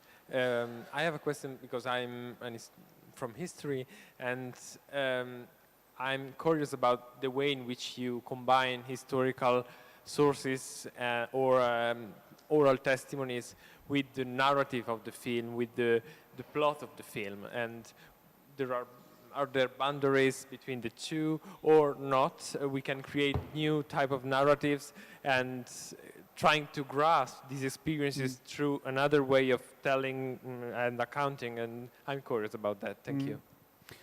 I think you can combine, like nobody really knows how it feels except the one who lived it. So we try to create an atmosphere that you can feel what it could be like. So all the stories, like how they communicate in prison with the little holes in the book, or that they meet outside during the night, these stories, they are real, but you never know.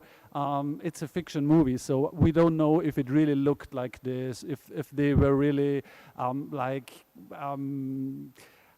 So you try to research a lot, and after that, we were very happy that many people who experienced things like this, they told us, okay, it wasn't exactly the same situation as you portrayed it, but the feeling was the same. So for us, it was more important to transport the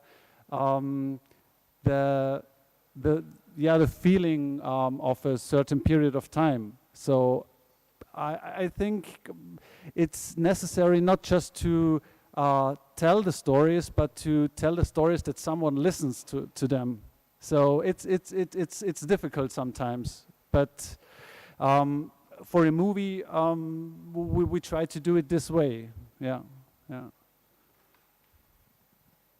Hi. So I have another question.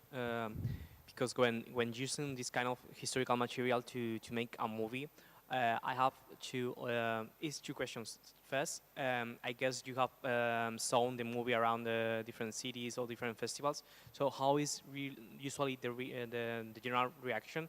I guess some people that have similar situation have watched the movie and how actually they reacted. And also, did you get any backlash or any kind of reaction from any kind of show? Because I'm thinking about other documentaries or movies that could be similar, and people involved in that kind of situations, they criticize that, okay, you are portraying this from the present point of view or not. So I'm just curious about that, if you get any kind of criticism. We got very good reactions. We were even on many queer film festivals. In the beginning, we were very afraid because it's a huge history we want to portray. It's like 25 years, and it's not so easy to do.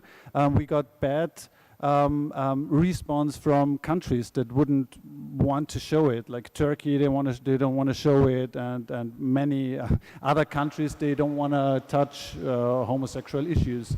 And the story was that many, like aunts from my family or people who never thought about like homosexuals. Many came after the movie and said, I was moved, I could feel that this is real love, men can love each other also. So it was for a few the beginning of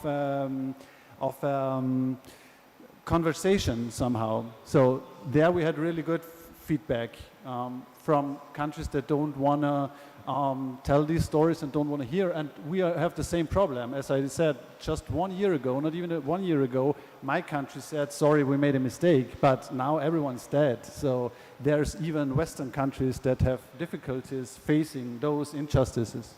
Yeah. Doncs jo crec que... Fine, so I think that if there are no further questions... Oh, you have a comment? Yes, one last question, if I may. I think you said everything, more or less, about the process of the creation process of the film. But I'm curious about the prison, the jail. Where is it? Is it open? Is there a memorial there nowadays? Or, I don't know. Tell us a bit, please. It's an old German democratic it was a dictatorship prison, and it was empty, and we could do all what we wanted to do. That's what the reason why we went to Germany. In Austria, we couldn't find an empty prison, and it was really interesting there because there were so many stories. The feeling was very intense, and the whole team was locked together all the time. And then there was Corona, and everyone would go home, and we didn't know if we can finish the movie because they wanted to tear down the whole building, and today it is a student home. So they rebuilt the prison for students, and it's just a very historical building we were happy to find, and it was easier for us to shoot this historical movie in a prison because even today prisons look a lot the same. So we had people from Iran in the audience, and they said, I just fled from Iran because I spent in such a prison under such conditions because I am gay. So I'm so happy to be here now. So it's not over. It's in 1 out of 3 countries worldwide, homosexuality is still under punishment. So this seems something like we have overcome, but it's not very safe, it's not very secure, and we have to work on that freedom each day to not lose it again. Okay, thank you. Thank you very much, Thomas, for your presence, for the discussion, for the movie. And well, para que tothom sàpiga també, la pel·lícula és... Just so you know, this film is available in Filming, the Filming platform. Just a few weeks ago, you can access through the Filming platform. There are also some screenings down in the cinema theater, the movie theater, so please do recommend it. And thank you, by the way.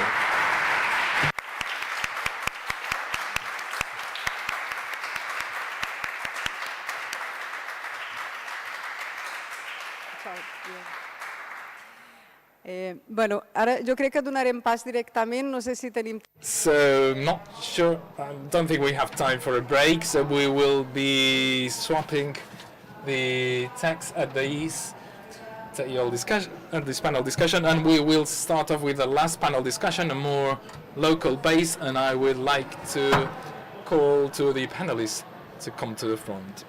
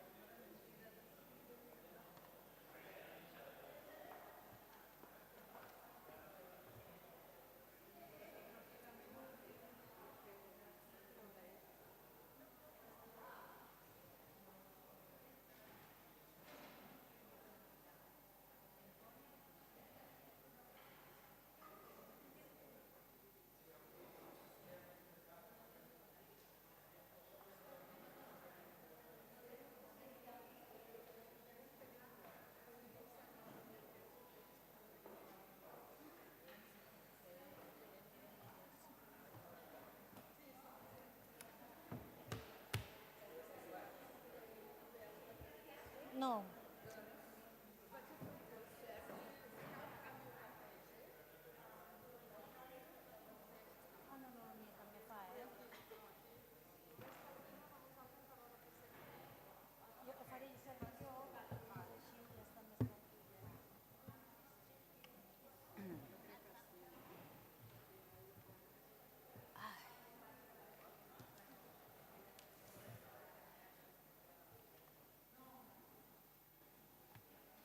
Quant dura el nostre?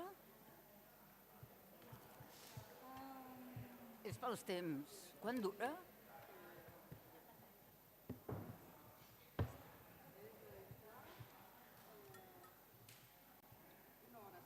Una hora. Perfecte.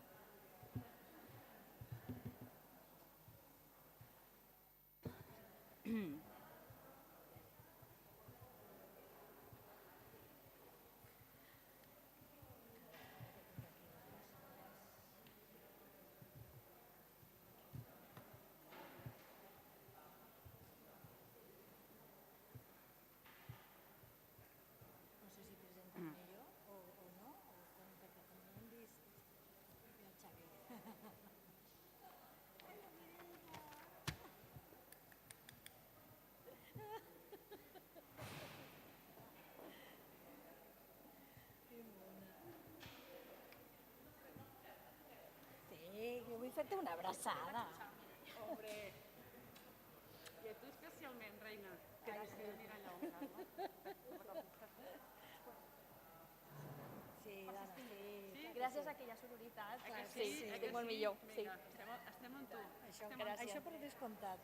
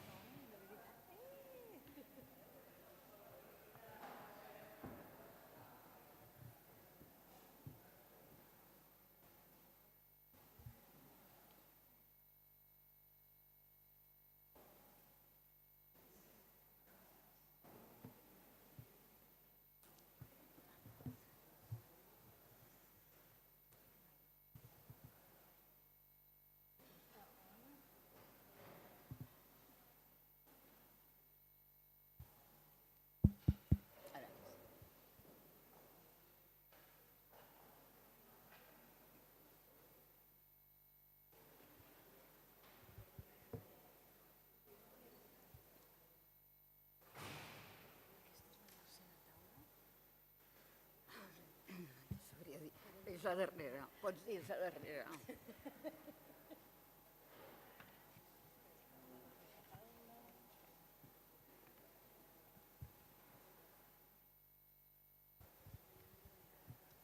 Bé, bona tarda. So, good afternoon, good evening. We will now start the last panel of this day, which is from the local to the global perspective. Lesbians in Catalonia. I will be facilitating this panel, and basically I will now introduce the panelists.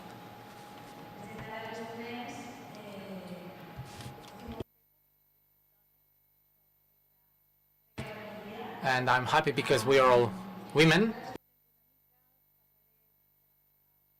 So I will introduce them and their trajectories. We've got to the left Mercè Otero Vidal. She has a degree in philosophy and philology here with a chair in Latin at this university. She's also a feminist activist. She's currently doing great work at Catalonia and the feminist network and other feminist organizations like Boyos en Teoría. And she's doing a great job in Catalonia. She's also a translator and literary editor and she's a member of the National Council LGBTI of Catalonia. We also have Maria Pia. She's a feminist activist as well. She fights for the rights of women and lesbians, bisexuals and trans. She's a councillor, spokeswoman of Esquerra Republicana de Catalunya left-wing party at the Horta Guinardó district of Barcelona. And then we have Maria Giral to my left. She's a historic activist. She organized the first lesbian collective in Spain. And she's a member of the Front d'Alliberament Gai de Catalunya, the Gay Liberation Front of Catalonia. She joined the feminist movement afterwards, and she's promoted the lesbian networking, El Cruz, and El Gender and LGBT Lab, where she's working currently at Gailess TV. And they also prepare the Aliquales report, which is an annual report. She's the vice president of the LGBTI Chamber and director of El País of the Pride Social Barcelona. I'm the president of the families, the organization Families LGBTI and LGBTI.cat, and I will facilitating the panel, asking questions to the panelists and facilitating this panel, which will not be a set of presentations. I will just ask you to just take the floor and say your piece on account of the questions, and then if there's anything else you want to say, please do so. First question from me is, what has been your path, your trajectory as women with dissident sexualities? Just to set the environment, the context, the starting point. Good evening. I believe I should start because my age. First of all, I would like to thank the organization for the invitation, and I would like to thank you for being here with us, sharing this evening. I was here at this university for 20 years, from 1964 to 1984. And I never had anything about lesbians or gays or anything like that. I mean, I had some things, but nothing like that. I mean, you don't want to know what was the environment of the university on those grey years of the dictatorship. First time someone publicly spoke about lesbianism in this university and the law of social danger and so on was in the first sessions of women in 1966, last week of May, and it was like the starting point of the feminist movement after the dictatorship. That was in 1976. And we know there was feminism here before that. We perfectly knew who were the women from Feminal, Carmacal, Dolors Monserdà. I mean, we've been keeping track of them. It wasn't easy, but we had the militias, the women from 36. But when we got there, we didn't really know about that because, again, no one would ever speak about that. And I'm saying this because when they ask, what's your background, I should start saying that. Somehow, my conscience and the awareness of feminine sexuality and its multiple manifestations up to 1976, we didn't really know anything. So that's why I have always fought for sexual effective training in schools and everywhere. So from that point on, when these awareness started to raise and to appear, today they talk about intersectionality, like women and lesbians, well then feminist lesbians, lesbian feminist, and we've kept on walking from there. So that's just a starting point. Because I'm here, I would also like to share a memory or a remembrance of all the colleagues, male and female colleagues that have been here in any imaginable closet in this university. I would like to see them here, sitting here with us, because we've gone through rough times, and maybe now would be a nice time for celebration.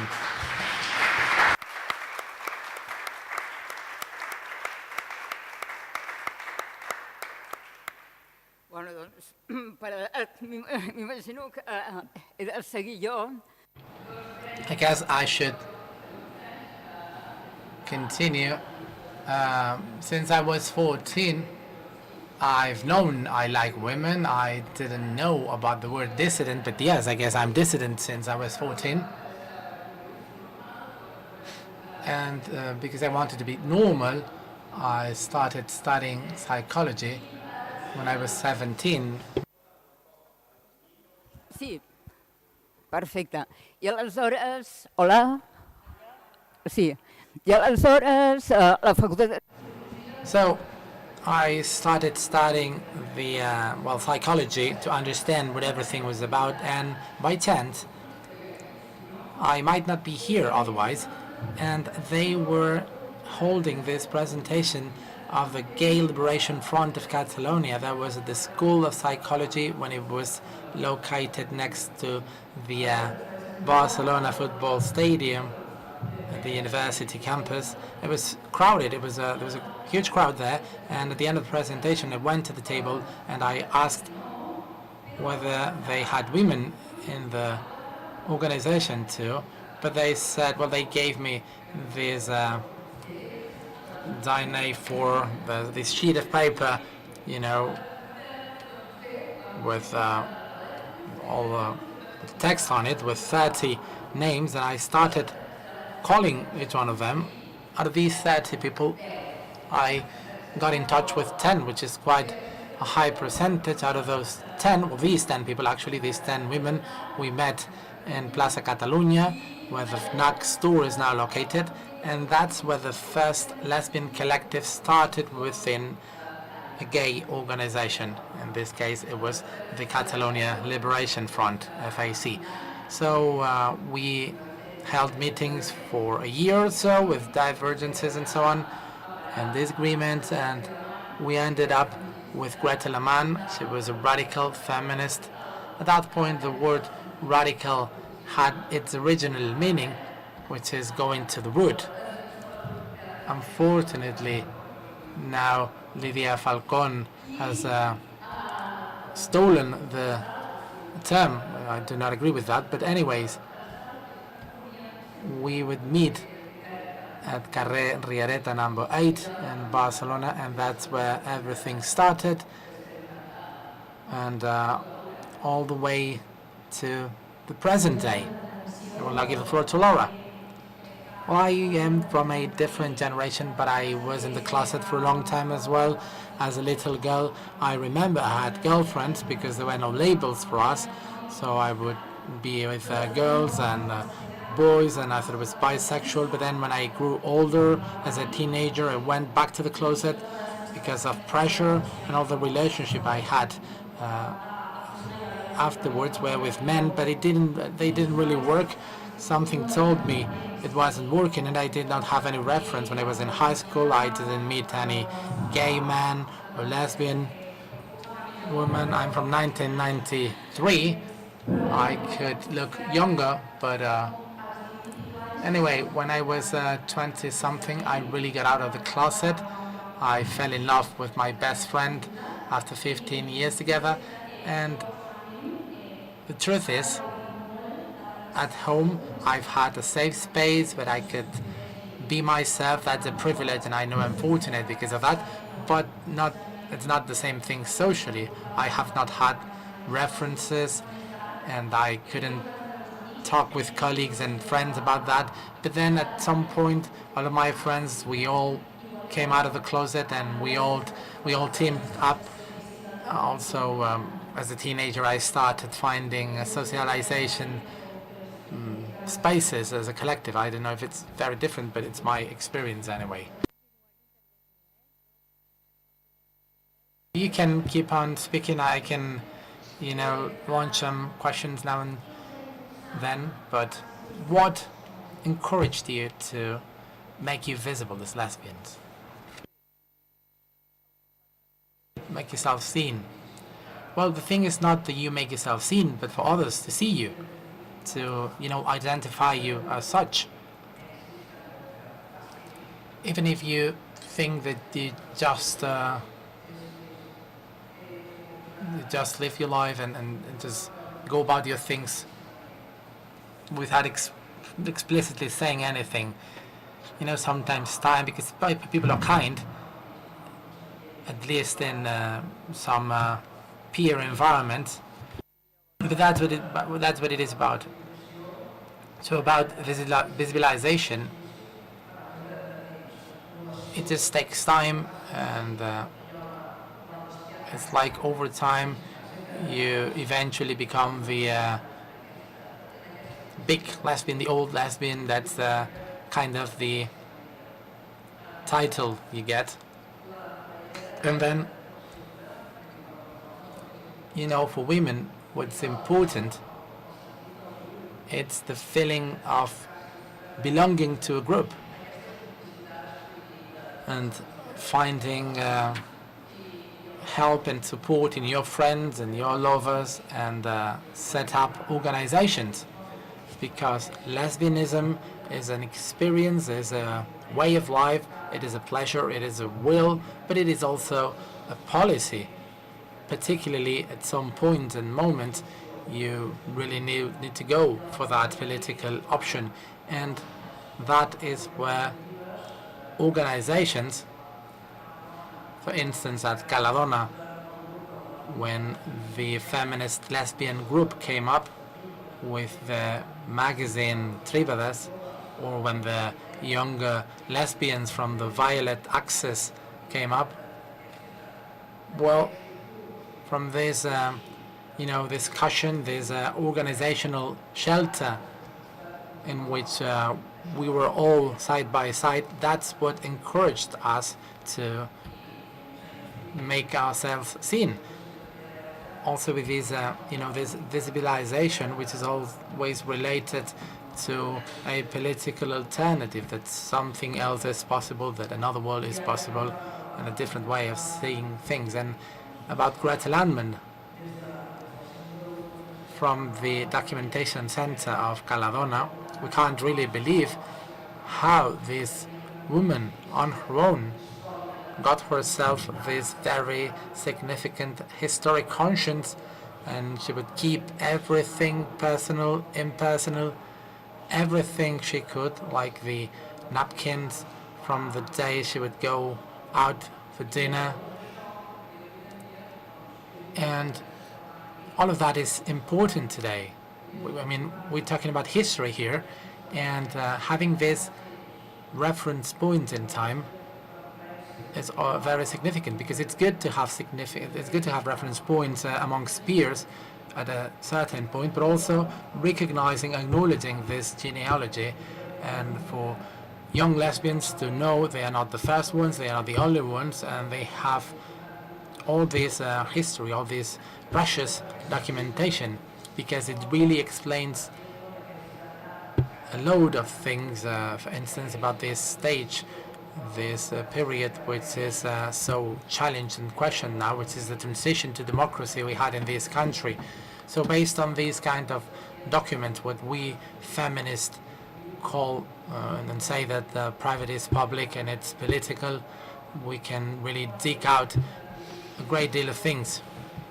So that's the kind of visibilization we have, which is individual on one regard, but it's also collective, it's also joint. And do you think that historical fund, this file you have, this archive, do you think it is disseminated enough? Well, it's based on voluntary work, of course, and it comes with a lot of work. Once you have the materials and the documentation all sorted out in boxes, that's quite a lot when everything is filed, because we had this unfitting archive with the whole meaning of the word, because everything was not fitted in boxes, and because this file, this archive, was not in order when compared to the tradition of notarial files and archives. They put away all the wills and contracts. The files and archives of social movements are of a different character completely. And some days ago it was the World Day of Archives, and there's a lot of talk on the importance of archives and the importance of memory, because people talk about identity and memory, and then everyone panics about Alzheimer's, and it's all together the same package. And we are really aware of the value of what we've got in those file cabinets at Caladona. It's a true jewel, but you really need to sort everything out. We also know that things on paper will only last for so long, so everything should be digitized and so on. Actually, we are so much an institution here that we request money from the institutions to digitize our archive. And I had to seize the opportunity. Well, it is important because the history of the LGBTI movement has been written by men. Very few people know, for instance, there was this character, Stornelle da Verdi, who was really important in Cornwall. She was a lesbian, she was a performer, a singer, she would also cross-dress. And she was arrested because she was mistaken for a man, and she said, "Are you not going to do anything?" And that's where the riot started. Well, she actually punched a police officer as well, but anyway, that's when the whole thing started there, and she's never mentioned. I mean, they mention other people like Marsha and so on, but La Vernie, and she's got this lovely name, Stornelle de la Vernie, but still, she's often forgotten. This is like the manifest we did from the lesbian collective. It's never mentioned. The manifest, or the fact that the lesbian collective existed. Now there's starting to be some talk about it, but even our partners in the movement have not really underlined it, because it was something just about women. And I love them. I love my former colleagues at the original Catalonia Liberation Gay Liberation Front. But you really need to express these things out. You really need to say, we've been here, we are here, we've been here for a long time, and we'll keep on being here because our work is indispensable.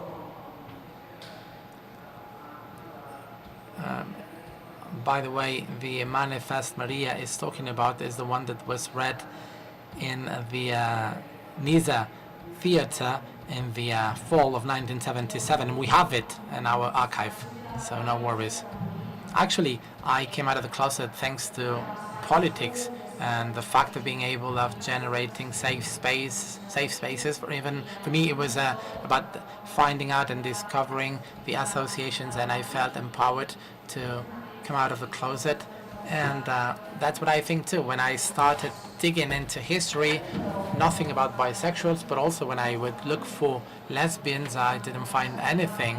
And it's even now difficult to find things, and this is something we need to do from many places, also for younger generations. My sister, for instance, she's 20, and I'm saying this on a positive note. Many people in her classroom are lesbians or bisexuals. They do not speak it out because it's normal for them, but they know about this, but they don't know about this whole history. They don't really know about how hard the struggle was to get to the point to where they are, and I believe that's important. I also believe that references are important. I'm here and I'm so happy to be surrounded by references such as you.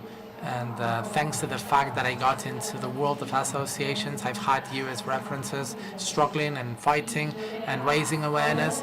And I believe there should be many more. I was talking about this with Barbara. There should be many more women just raising up and speaking up, and we need to go through this visibilization process. Of course, in the beginning you have to accept things yourself. At first that was my process, at least. I had to accept myself, not judging myself. I didn't want to be pigeon boxed anyway. It's not like you need to have this label, like you have this social need to put a label on yourself, because otherwise what are you going to tell people? And in my case, I really needed to say it out, to express myself and to come out of the closet, because I had had many heterosexual relationships before that. And also the gender expression, we have not said this, but for instance, my partner, she has this dyke, as you could say, expression, the way she, the image she sells out, but I don't, and I believe there's not much talk about this, about the gender expression, and this could also have an impact on heterosexual women. You know, it's not like you're walking on the street and they call you dyke and you're not, and we need to make that visible, because women, we are so diverse, and the gender expression we send out doesn't have to be a label. Well, in my case, for instance, I did come out of the thing with me, and I said, I'm sorry, but I like women. So that's the way, that's how I came out of the closet. But from that point on, they started to talk to me as if I was a guy, like about their flirts and their dates and so on, and it's like, I don't really need to hear all of that. But anyway, in my case, I don't think they were surprised, but it was kind of a defense mechanism. But it wasn't unintentionally.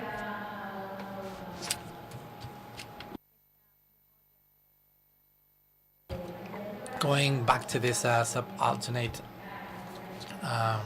vision, you were in the beginning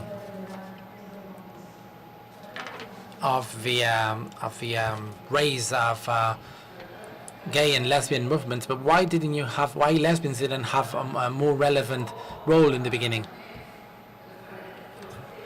Well, actually we were at the first real transversal, like cross demonstration with gay people, lesbian people, trans people, feminist, students, trade unionists, neighbor association representatives. Everyone was there, and people who would join us on the street, 4,500 people, which was a lot at that time. So why did this happen? Well, it was actually 10 of us versus 100 men, 10 lesbian women. There were no cross-dressers or trans, and then Gretel said, you will come to us because the struggle is the same, because we're all homosexual. You know, she would give us that giggle, and she would say, you will come to us, and we did eventually, yes, because there's some synergies, some sexist, patriarchal synergies here that flowed and keep on flowing, unfortunately, amongst our gay colleagues, and it's like that. We experience that, and society as a whole experiences it, and gay couldn't be any different. And for instance, the signs of Nazario, which were beautiful, but his signs, you know, the sign for the Gay Liberation Front did not represent us, because it was too phallocentric. And they would say, like, you lesbians just have a small penis and some things like that, because it was the Lacanian period when everyone would talk about Lacan and so on. So at the end, in the end, we just left. She's laughing because she knows what she said that to me, but it's okay because there's a family. But anyway, we left this organization, this movement, and I believe that they never forgot it. They never forgave us for that. Like Armando Flovia, for instance, he will never mention us. He never does, and that's why I have to say it. but I really love them too, anyway. And and I'm talking to Marcel here, we lesbians found shelter in the feminist movement, right? Well, that's one of those issues, you know, the lesbophobia of the feminist movement, and some colleagues here can talk about it better because they've worked on it, and sometimes you don't even realize it's one of those feelings. But it's true, however, that in order for the feminist movement to make progress, we needed to give a good face. We couldn't tear things down. It's like lesbians would think, we'll discuss this later, and this was always latent there in the background to this issue, this feeling that in pro-abortion demonstrations all feminist lesbians would be there, and instead when the calls, the demonstrations were just for lesbians, there were only the lesbians there. So this is one of the feelings the feminist movement has self-analyzed from the inside somehow.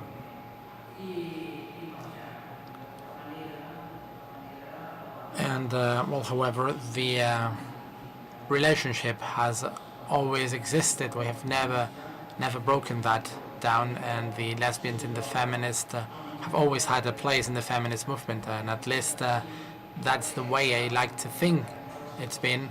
Of course, it depends on the personal experience of everyone. Something that has been a little more difficult within the feminist movement, also for feminists, has been the intergenerational dialogue. You know, at some point you had this young lesbians pushing forward, and in this inside the group of feminist lesbians, they prepared this document which was presented in the days in Granada. It was called, this manifest was called the Dress of the Empress, and they were already criticizing things, the way things were, and of course it's never easy, but I think that now at this point we are quite content and grateful and all together just in case. Well, much like here, we know that there are some people that are drivers and facilitators, and one of the most active groups is the known as bollos en teoría, which would be theoretical dikes, kind of. And they say, again, dikes, but theoretically, or dikes in theory.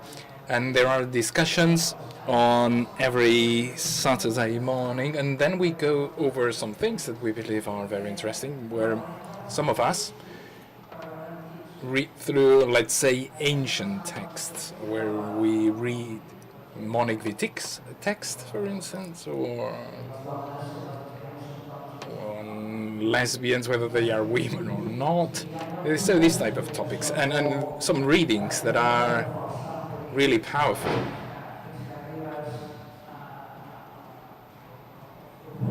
Until you reach the present performance, we go over this. So whenever they call for the Day of Pride, and well, I think that being a feminist lesbian is something that you can really be proud of. Yes, I am. Yeah, a week ago I was rereading some manuscripts by Gretel, and they were so updated, indeed. They were so modern. I mean, you could research that, because she was looking at the way that other feminist groups were using the terms, and from psychology, from the mastery of language, I would say that was really something very updated.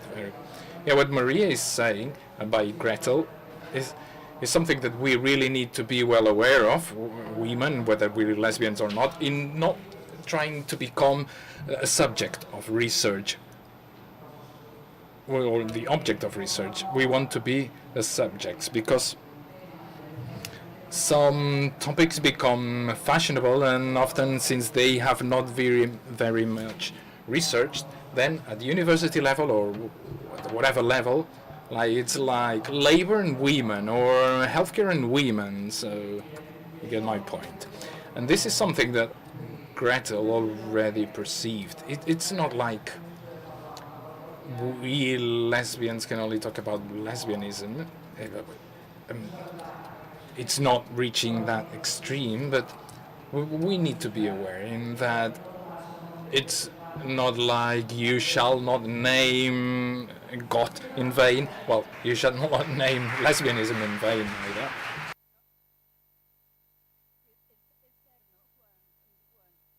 Yes, it's true that when they say like healthcare and women or medicines and women, so meaning that medicine was in the hands of men back then. So language, terminology is really perverted, and that was something that Gretel really mastered. Along these lines, how do you think that we should relate or should establish links with other struggles, for instance, against racism, or the struggle for care, the struggle for housing? What might be the role of lesbian women in this kind of struggles? Well, at first, when we said that back in the demonstration in 1977, everyone came, there was talk by Omnium Association on these shared struggles. Well, why not having these all in once more? But then this brings to my mind that famous intersectionality. But that seems to be the last lesson, because first we were going through cross-sectionality, now we're talking about intersectionality. The problem is that often these are just terms, and that we are so fed up or being told about these intersectionality, cross-culturality, or interculturality. But at the end of the day, how are we making things happen? What are we doing? And let me add another topic here. I'm seeing, to some concern in my view, and how in the academia or in the university, in such a setting where we are now, how there is a line of discontinuity between the queer movement and the LGBT movement. Let me explain myself. As if the queer movement has just appeared, even though it was like 20, 30 years ago, and these contrasting, opposing the work being done from the LGBTI movement. So it's seen as something opposed, as something which is discontinuous. And I would think that this is dangerous, even more so when stemming from the academia. Gender studies, LGBTI studies, in Barcelona are taking place since '93, where the first comparison studies started off in '93 at the Autonomous University of Barcelona, and then some years later here at the University of Barcelona. But there is this discussion, which is not a discussion, rather it's more like a confrontation, and I would say it's dangerous in that when this pours out into the society, people read it the way they do, and they end up by having this reductionism approach and finding young people that identify themselves as queer, and I mean that's great because we're all queer, we're all dissident, no matter our age, but they are against the Pride Day, and so I mean I'm the director of the Pride now. Maybe I will not be in some years' time, but again, I'm a bit. I think it's a bit of a pity to see these, and I think that this shows some lack of accountability by the academia in conveying this sense of duality to the society, as if there were some bad guys and good guys. But what we are seeing now in Catalonia, in Spain, most of what we now have has been through the role of the trans, gay, families, lesbians, and it's after their struggle to make these laws possible. So to tear these down, well, maybe we should start thinking what we are doing in the academia, in the university. But later we'll see how some political parties and some left-wing parties even, or ruling parties, that look at this queer part, this younger part, and they promote it in a way as if to have a negative impact on the usual LGBTI movements, because it leaves them just plain naked out in the wild. And no one's daring saying what I'm saying out here, but anyway, maybe because I have my age, but I think we need to make these clear. And probably, I'm sure that this is done in all good faith, and no doubts on that. But we should read Judith Butler some more. She's a wise person. She's telling us that in the times we are, where this is related to on our planet, on the water, on the forest, then what are we to do with the seas? Solidarity. Judith Butler says that we have to be caring, we have to be supportive. It doesn't mean that we need to love to one another or to lay in bed to one another, but we need to know where our enemy is, and that's very simple to understand. And it's the enemy is not amongst us, is outside. So anyway, without taking up more time, just wanted to make this point. Well, on that, and from a different generation, I think that we should try to run away from fads, and that often, and I can tell you because I'm very much into social media, and then all of a sudden you see this new naming, new labeling, and sometimes these detracts from the movement. I mean, I've been in training in these communities, and people say, why labeling yourselves? And then you go into this naming thing and this labeling part. And maybe what you are now talking about is because, I mean, as a teenager myself, I did not know about the history of the LGBTQ movement.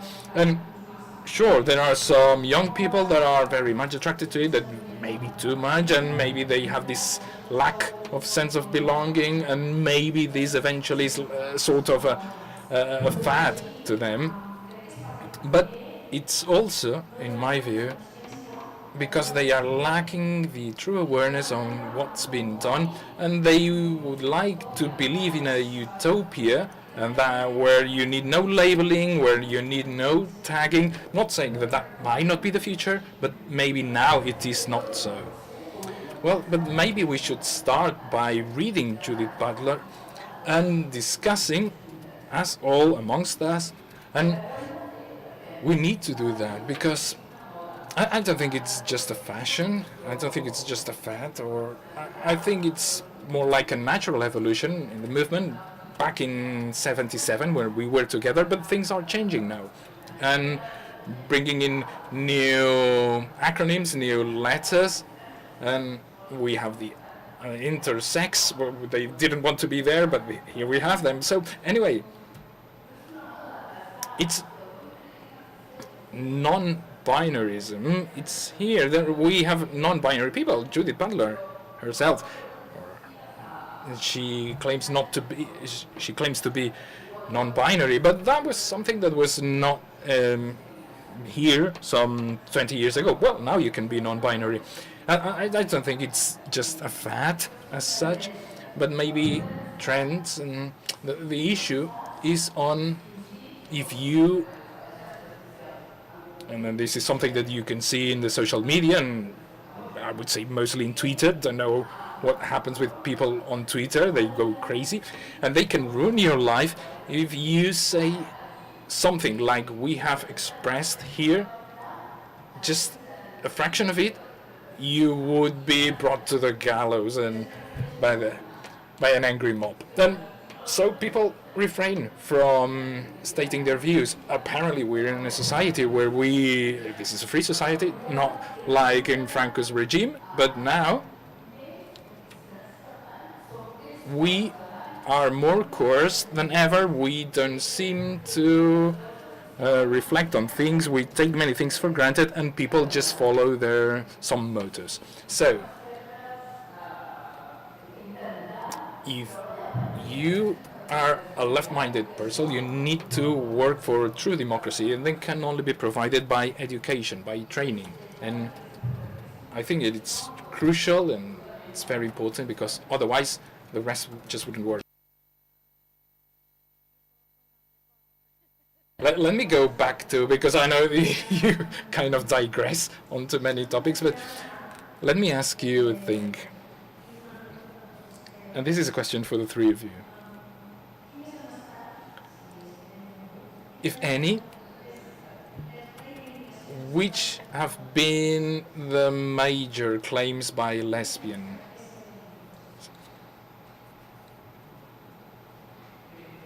Well,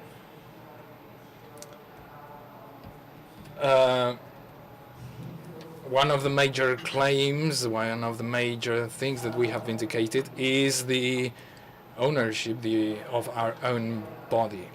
And that's, what they say, the agenda. And that would be like one thing would be the same-sex marriage. And that was one of the milestones. And we, at the group of feminist lesbians, we believe that marriage were still in patriarchy, that would strengthen patriarchy. Another milestone. Like, we lesbians should have children, should have the possibility of having children. That was another milestone. And for lesbians to be able to have their children with the family names of both mothers. So there have been some stepping stones, some milestones that were clear in the agendas. But again, these are just the tips of the iceberg. And then you have what's beneath the surface. And again, as Maria was saying, like, how are we to approach education? How are we to approach co-education? What are we to do if there is no sexual affective education at schools? What if you still face this sexist kind of bullying? So one thing are the claims that can be put in the agenda, sort of, and then a different thing would be that we will always be lacking some more. There is some room to go. And we need this proper recognition of history. When Maria was talking about clear,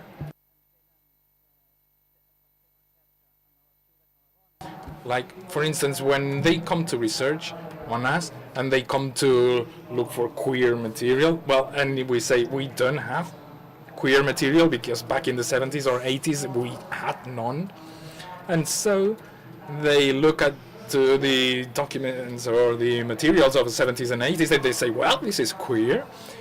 So, because when you were saying this, that's something that stuck in my mind, in what a tag is, what a label is, and what a reality is.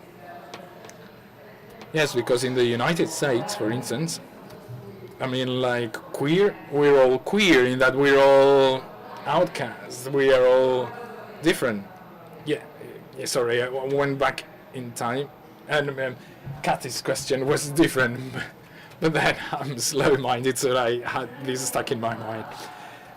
Well, on what Kathy was asking, I think that this invisibility of lesbian women is just a myth, just a legend, because we can be found everywhere. I mean, really everywhere.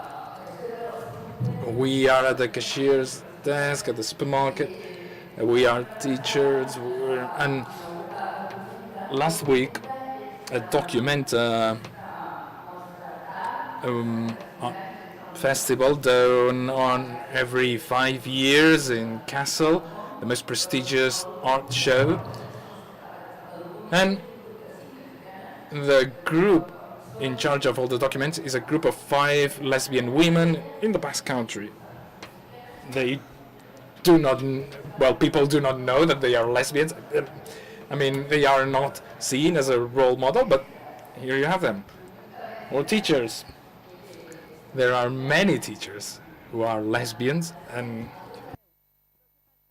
so we're everywhere. But then we have not made ourselves so visible in the LGBTQ movement because we have this dual glass ceiling as lesbians and as women.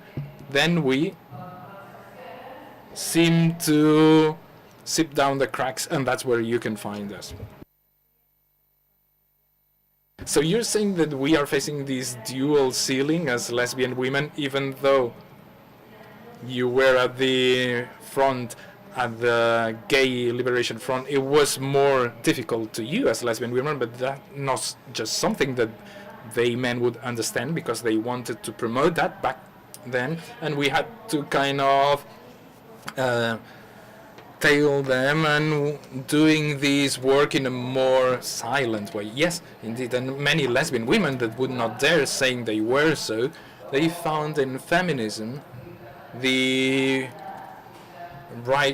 ideal showcase to be there without expressing themselves as lesbian, but rather as feminists, to prevent this dual stigma. Yes, yes.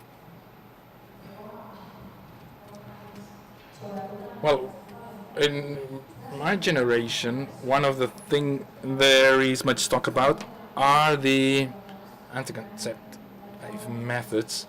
The men seem to have quite much, and we don't have that much, and we are also not that much protected against STDs. It's not like a condom, and this is a topic that's not been much discussed, and whenever we have sexual relationships among women, we have very many doubts. And for the younger people, I think that this is something that should be promoted and researched. And furthermore, it's really expensive. I'm saying so because now, at the Pride, we under the motto "Bolio Mami," the Mummy Dyke. So we've had to buy some of these, which are really expensive methods. And I'm not sure how much a condom is. I don't have any idea, but I would think that ours are like 4 times more expensive, and so they are unknown to many. In like, if you do not know how you can protect yourself, and you do not know how to use it, how to employ it, many people find it hard to understand lesbian women. In like, if there is no penis, it's like there is no sex, no sexuality, which is not true, because when a woman tries being with another woman, there is no coming back. Someone had to say it. So if there is no sexuality, less STDs. It's that latex thing, but it's really expensive. Però sí, per la menstruació, vull dir, ja també... I mean, or even for menstruation, for the menses, we are having these many issues.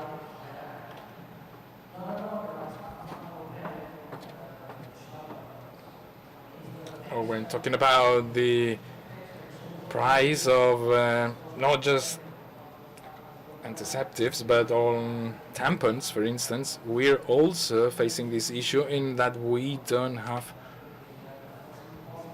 the true justice on taxes now. But should we talk about these or about lesbians? Maybe we are digressing a bit too much. Well, I have a trend in me. So, do you think that we now are occupying a more prominent position in, like, there are some lesbian groups, which ones have stood the test of time, which ones have remained? Well, I was a member of an organization, the Observatory Against Homophobia. I'm no longer a member, but I was looking for a place where I could socialize and to stand for rights, but there were no women there. And so I think that we still find it hard to find a spot within the collective. And in many areas we find it hard. We find it hard to empower ourselves, to really own it. We are vice presidents rather than presidents, and we find it hard to find these and to be a true part. And now I'm at Bollos in Teoria, this association, and I'm more into it because but at first I was looking for an LGBT organization, and it was really difficult for me. And I went to Lesbicat, got no answer from them, and eventually I ended up at the Observatory Against Homophobia, but we seem to be lacking networking, socializing spaces. Well, maybe these are spaces that we should be creating rather than trying and find them when they already have a really laid out sexist structure in that they are our colleagues in these organizations, but the truth is that like the Pride, for instance, when all organizations are there, the LGBT, well, you find Cathy as the president of the LGBT families, but then since 80% are members, so it has to be a woman, and then vice president has to be a man, and then Ana Valenzuela from Chrysalis.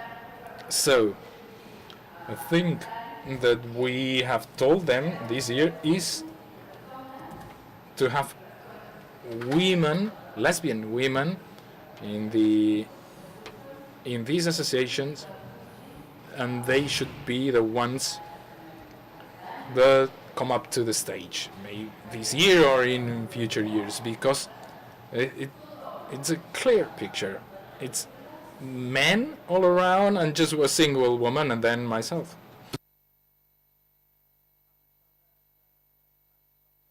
On these spaces for lesbian women,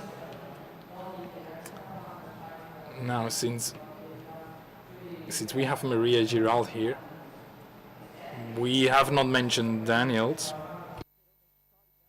because when you look back in history, you also need to go through these short stories that are more powerful than one might think.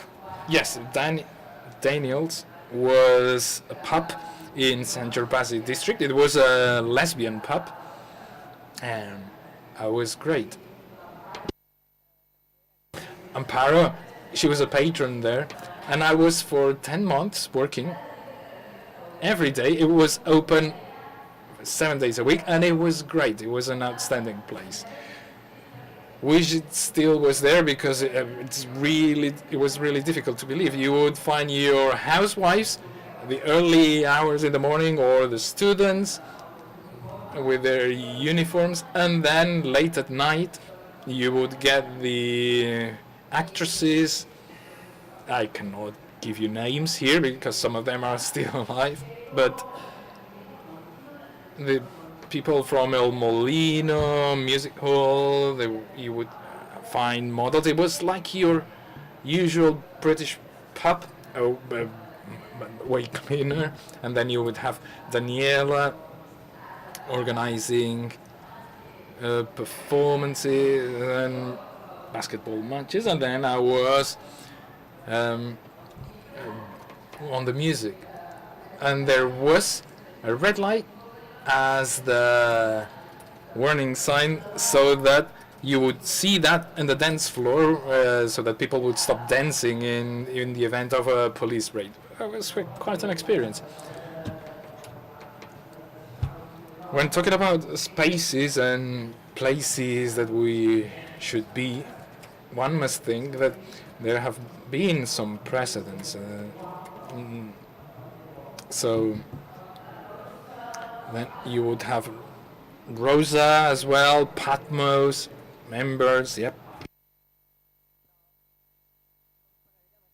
Anyway, that's an old women's story. But anyway, these are places that have existed, and sooner or later someone will have to write about them. But that was what the underground movement had. It has this attractiveness, this sexy aspect of what's being forbidden. And it was like a great family. People from all over Catalonia and even from abroad coming. It was always crowded, there's a smoky pub. And many stories tucked in there. And it was like a family, wasn't it, Emperor?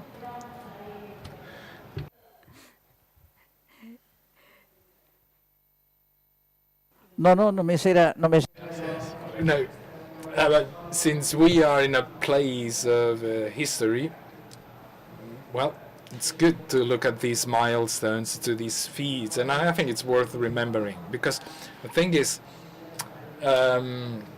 activism, and then a different thing would be all these spaces for sharing, for leisuring, for entertaining, for well-being, and I think that it's an important thing, bearing in mind.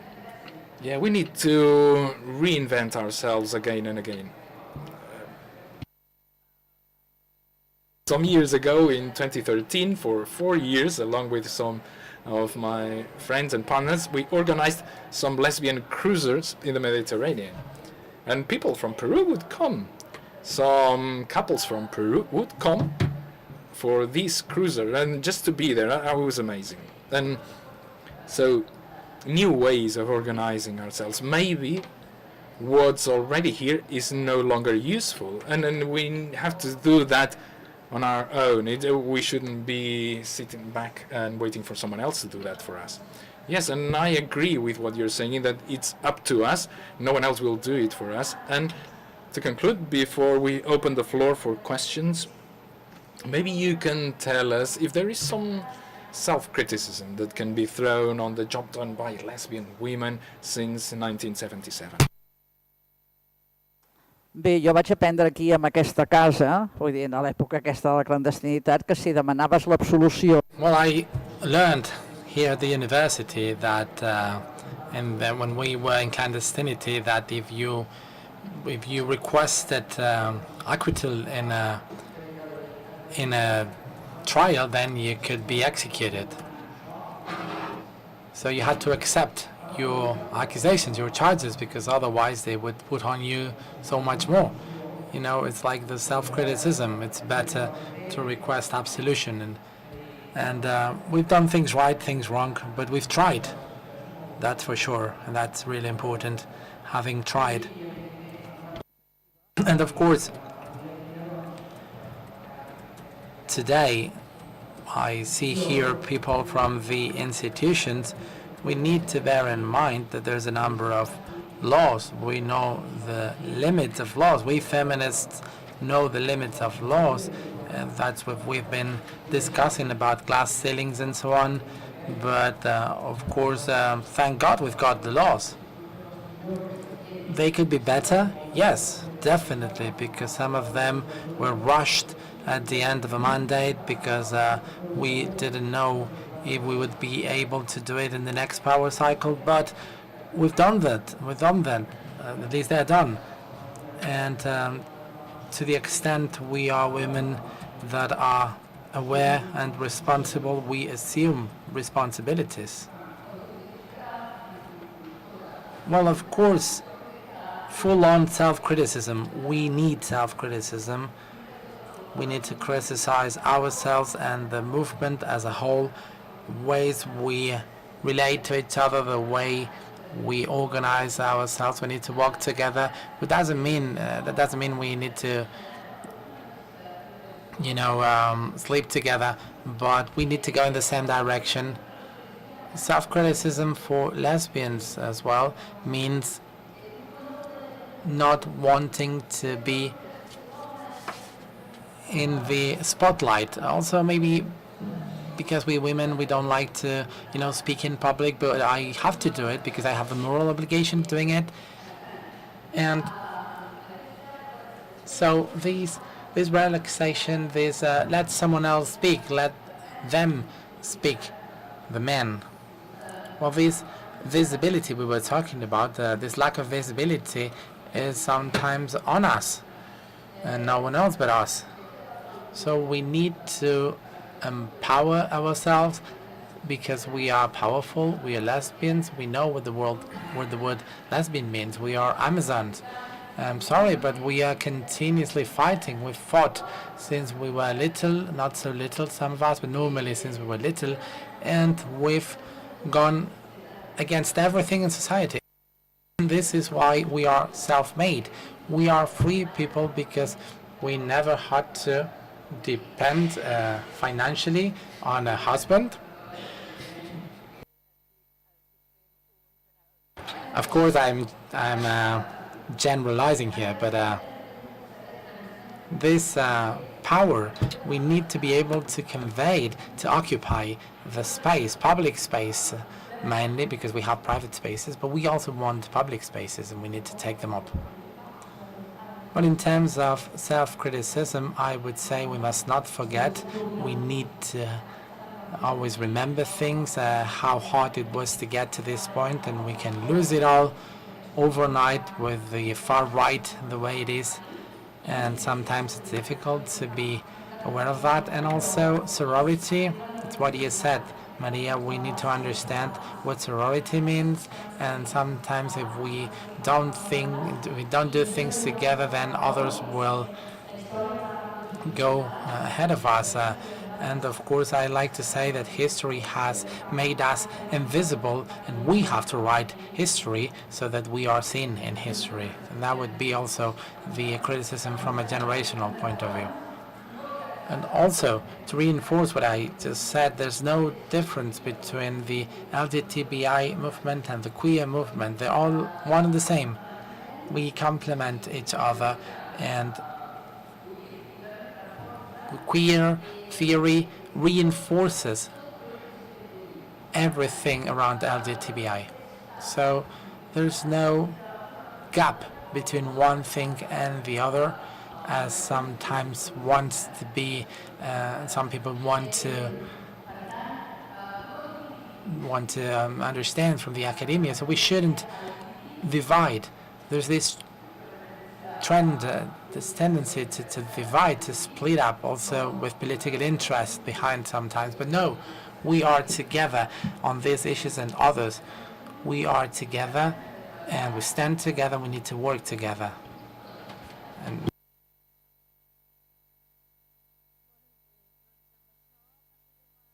okay, so we will now move on to the Q&A session. If anyone wants to raise a question. Well, thank you, all of you, for your words. Well, now about the celebration of the Pride Barcelona. I recently found out, and I'm just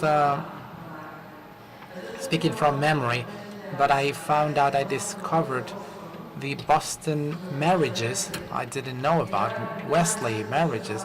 This was an institution which was completely accepted in the north of the United States, by which two women could live in a marriage for financial purposes, and this was accepted for two women to live in this sexual affective relationship. I also read the works of García Daudés on the topic. He had two hypotheses. One, that there was more tolerance towards these things at that point, and that disappeared in the beginning of the 20th century. The second one is that no one would think that two women who lived together could have a different purpose than a financial one, because women did not have any sexual desire. So So I would like to know what's the role in your memory, in your genealogy of this institution, of the Boston marriages, and also sometimes we should go back to 1889 when James Adams and the 18 start opened this community of women where women were living in marriages in Boston, and this was accepted also in Chicago and the whole area. So I know this is a specific question, but I don't know. I would like to know if you have this part of the genealogy also integrated as a way of living in freedom.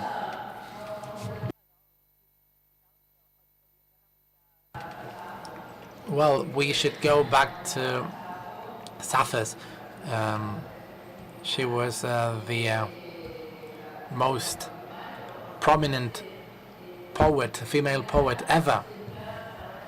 But because she was a lesbian, she's been left aside, but she was as important as Homer.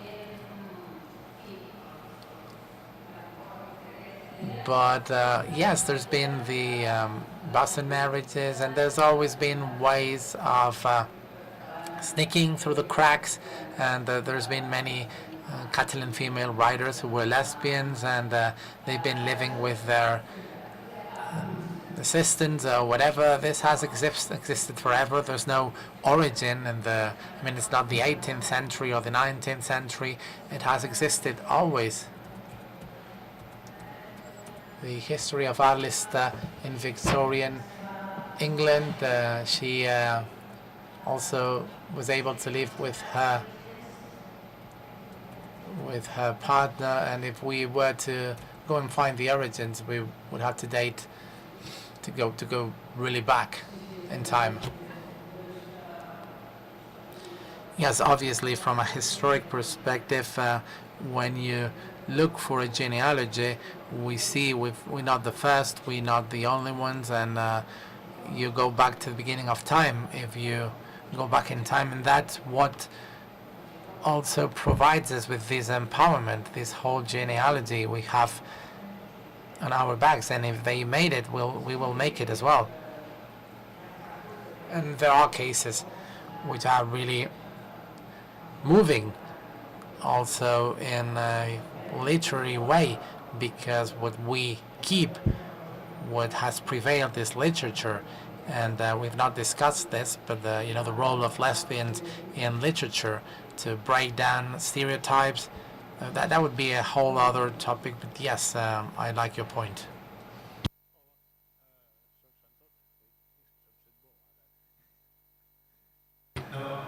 Yes, hello, I would basically want to confirm what Maria said at this point, and also related to what you said about the movement. There's been a part of the movement that did not feel related to the legal acknowledgements there has been. So we were socially excluded in the movement. You could be wealthy or poor, a woman, a lesbian, a gay man, whatever. But when you could be acknowledged in a marriage, and also your properties and your condition would not influence, would not impact in your life, then you had the option of going against the system. Now you had to, in the past you had to go against the system, wanted or not. But I believe that a part of the movement is now missing that, or they have not assumed it, they've not accepted it. So these kind of contradictions, which are very dynamic in the collective, we really need to be alert, and we need to be united in difference, and that's really hard to do. And also we need to avoid fifth columns, and this is nothing new, but for 10 years at a European level, I remember the Pin for Twin.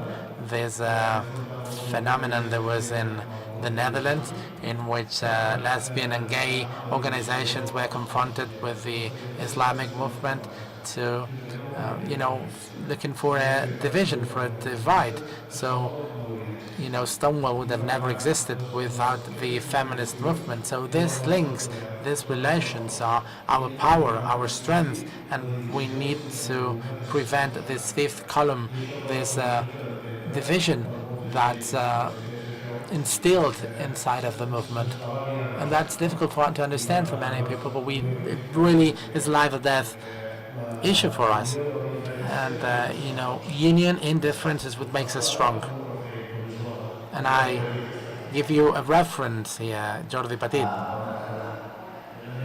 Good evening. I would just like to thank you for everything you've taught us.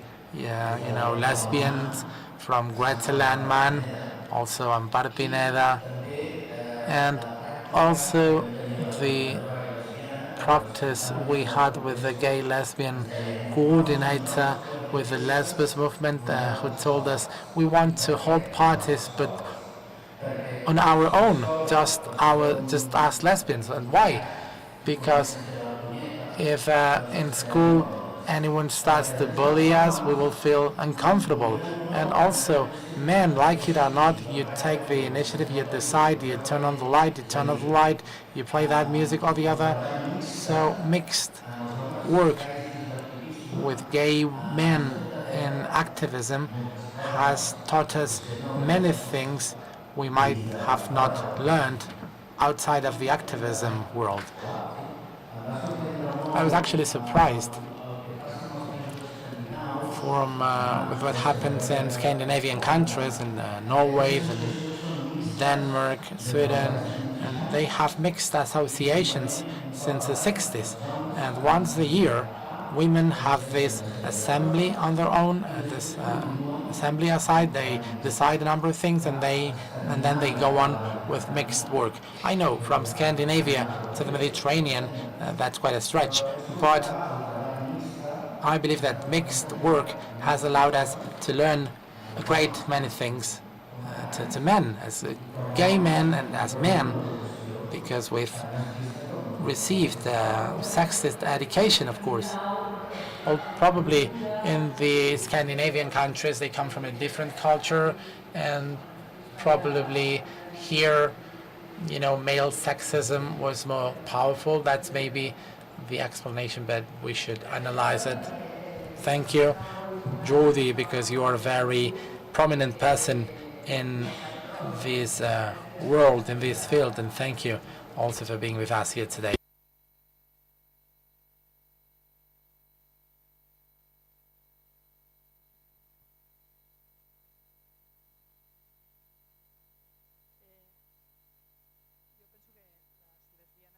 Well, I think lesbians have always been kind of a hinge between the LGBTI movement and the feminist movement, and as a hinge sometimes we've lost track of being lesbians.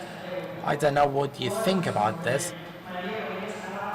but Maria, when you were talking about menstrual cups, we have this, we have this tendency to discuss anything but ourselves, and we have this tendency to fight within the LGBTIQ plus movement and the feminist movement, and on this dual facet in which we feel comfortable and we work very well, it's really hard for us to talk about ourselves, to focus the topic on ourselves and to really talk from ourselves. So I believe this is probably the main task lesbians should focus on, without losing sight or without stopping the activism in the feminist movement or the LGBTIQ movement. But we need some inner work from the outside to the inside and the other way around as lesbians. So I would like to know whether you've got any strategy when you are in some place and you see that you start to digress, because we have this ability, any strategy to refocus. We are working on that strategy indeed. Well, I love that you said this. I thought this idea would not come up, but I've always had this feeling that as lesbians, we are always working for others. And it's like, when is going to be our turn? And this is why we wanted to do this work. But again, that's work in progress. Yes, we like mothers, right? We're always taking care of someone. Sí, les fem totes seguides? Doncs mira, les farem totes seguides i després... Okay, so we'll take a round of questions now, and then you can answer them all together to close up. Well, first of all, I would like to congratulate you on this conference, on this session, because I believe what you do is really useful today. And I would like to highlight a couple of things. First of all, the lack of references, reference people in this country, not just at the level of the media, but also its person who is a part of the LGBTI movement, could be a role model for their friends, for their peers, when publishing a paper or a story on the newspaper or whatever. We need to break that barrier. Also, the second thing would be the difficulty to find spaces, to find places for the LGBTI collective.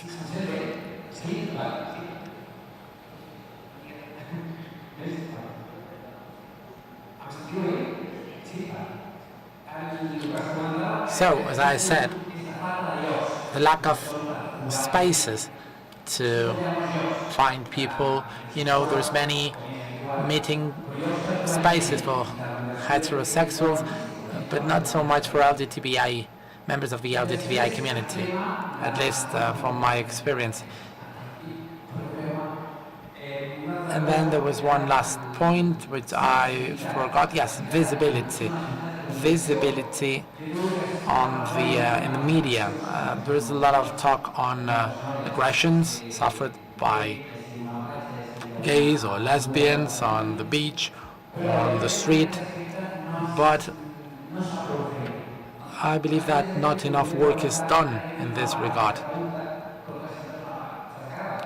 And of course I could answer this, but it would be biased. I would like to ask you, what can anyone do, like me or any of us, to better disseminate and raise awareness on the LGBTI community? Thank you.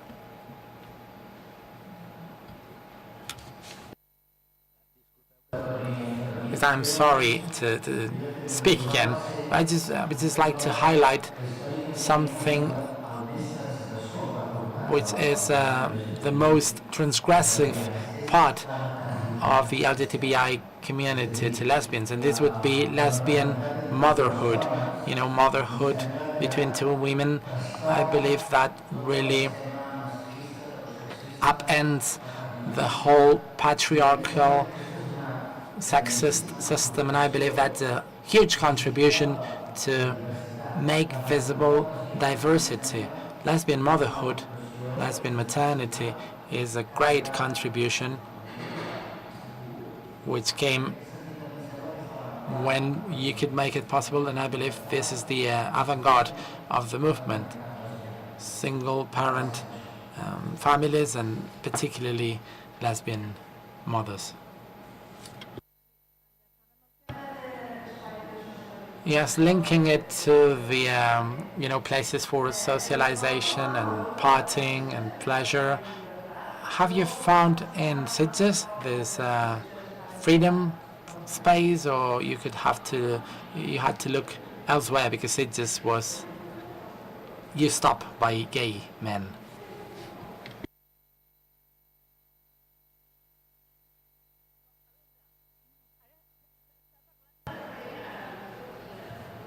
Well, you now started asking about spaces,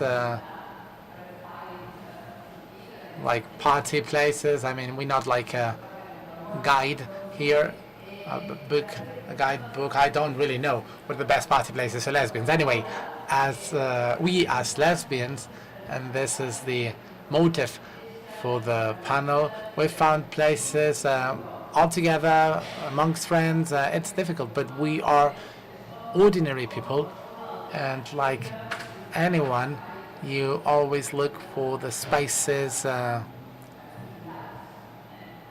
are more akin to you. Also, someone was talking about spaces and small towns and so on. Well, I know about these women. For instance, they bought this house in the Maresme region and they went to live by the sea in their old age. Some others do different things, like they live in a commune. They used to do that when they were younger, and now maybe they do it again because if they had to go to nursing home, well, that's not a place where they feel comfortable. It makes sense because maybe they're not too old.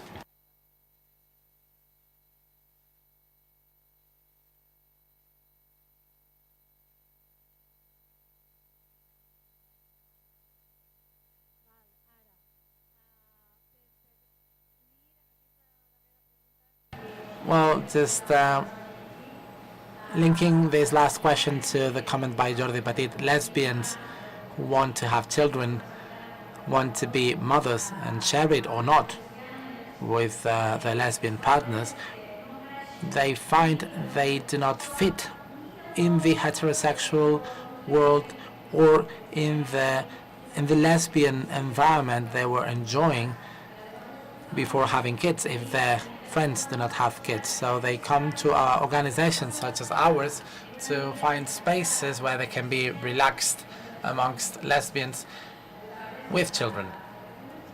So we basically look for this support networks. That's what we have always done. So if you're younger, you go to the members, or if you are older and you can have children, you try and find other spaces. You go to Sparks with your lesbian mother friends. And another topic, traveling. We lesbians love traveling. You know, you can go, it's like when you travel across the world and you find another Catalan. Well, you travel across the world and you find other lesbians too. Why? Because we love traveling and we love, you know, knowing about other cultures. I mean, you didn't find this, like you go to, you know, across the world and you find a Catalan there. Well, same thing, we are everywhere. And, you know, lesbians like to travel. It's like, we like to be like Thelma and Louise, but without the ending, different ending. We don't really know the ending of the movie, right? But anyway, we like to travel and travel differently, and we can invent different things. We need to be creative. We need to, you know, like exchange houses in Australia or Portugal or the States, exchanging houses, whatever. Why not?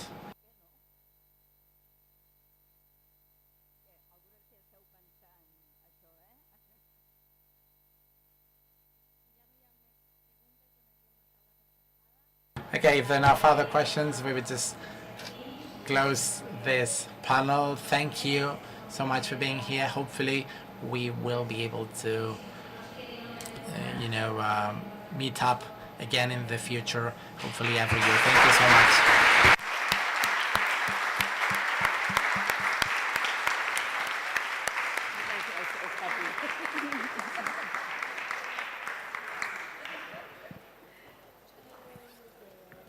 Aquest és teu home.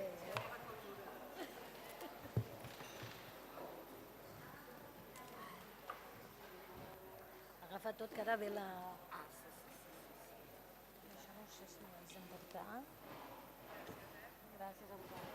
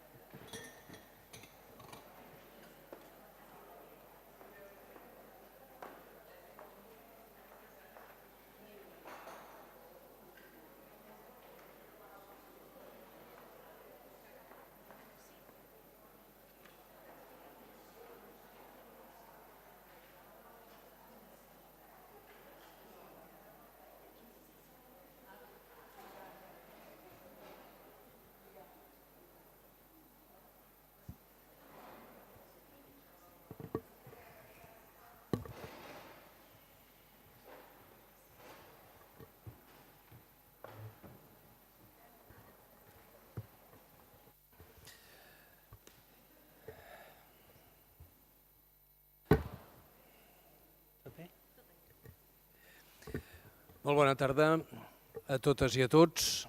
Good afternoon, everyone, and thank you for being here on this closing session of the conference. And thank you for what it means on the commitment and on the topic that you have discussed.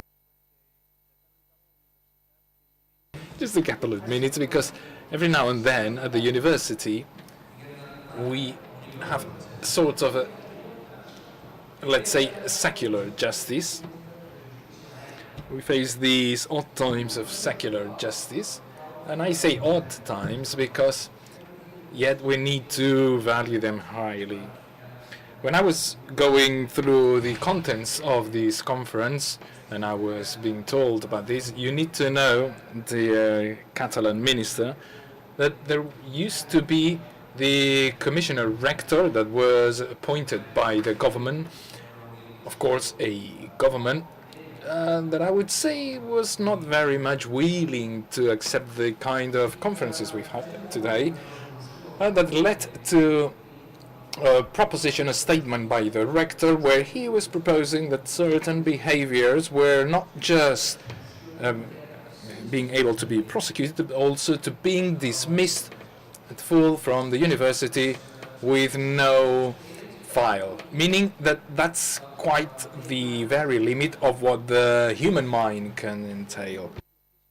So again, this is a sort of secular justice, because when talking about these topics here at the chapel now, lo and behold, because right behind this curtain there's a chapel, the non-consecrated part of the chapel, by the way, and a site, a building where not that long ago there was the consecrated part in the post provided by the Catholic religion. And this is not an easy world, where difference is perceived as a problem, or diversity is seen as a nuisance. Or I was hearing how some of the panelists were talking about doing away with a caste and breaking molds, and claiming and standing for this is seen by many as an impediment. Thinking, behaving differently is still today a reason for yourself to justify yourself, to excuse yourself, as if life would need an excuse, any justification. So that, unfortunately, these type of conferences are still very much needed, and even if only to be against that Rector Carreras, as he was known, we will keep on doing as we have done for long, which is committing to spelling out the truth and leaving our gates open to whoever with us are willing to speak out the truth as well, because that's the only way to move forward, to move away from mediocrity and banality. So thank you. Thank you once more for being here. Thank you for being the whole day with us. And this is your house. This is the house of us all. And this is the ideal place, again, a place to speak out the truth always. And yet, it's the vice rectors and the director of the foundation have heard me far too much, so it's up to the Catalan minister. We should be listening to her, because I think it goes to show something, that here in the Catalan government we have this type of ministry, we have this support, and it means something. So on behalf of the University of Barcelona, thank you very much for being with us, and we are deeply privileged to have you here with us. Thank you.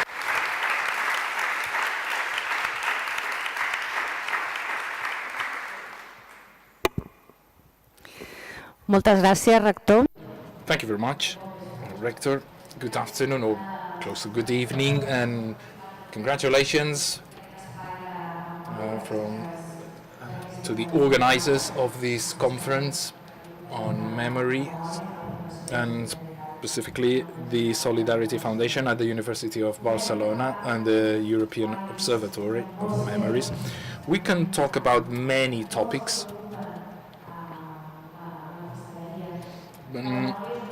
We know at the Catalan Ministry that memory is a political event, is a political action, be it on research, but also on public policies and on all matters that can be worked at the social movements. Then when we talk about a political action from memory, one can identify several areas. A clear one would be recognition. Recognizing a struggle for some rights. Here, the LGBTQ rights, which have never been taken for granted, but rather they have been conquered with decades of mobilization in recent times, but a rebelliousness and a dissidence which is way more historical.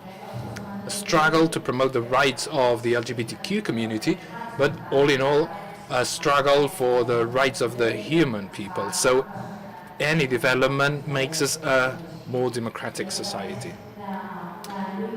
And this is a struggle not just to be granting rights, but also for LGBTQ policies to be at the core, so they are not just an addendum in any type of policy making, but that all the elements of discrimination and lack of equality that we are faced are being taken into consideration. And this also highlights the value that we have in having this ministry, but also we need to recognize the mobilization of the LGBTQ community, the feminist community, and also the anti-racist movement. Probably this type of ministry would not be existing without these social movements. So this is something to recognize, but this is also an act for reparation. In remembering all the clear violations of rights, some more brutal than others, as the ones faced under fascist and totalitarian regimes in the 20th century, but that clearly show what these type of regimes can still do. We have many all around the world, and the LGBT people are still being persecuted. And even in some apparently democratic countries, you have no full entitlement of rights for them.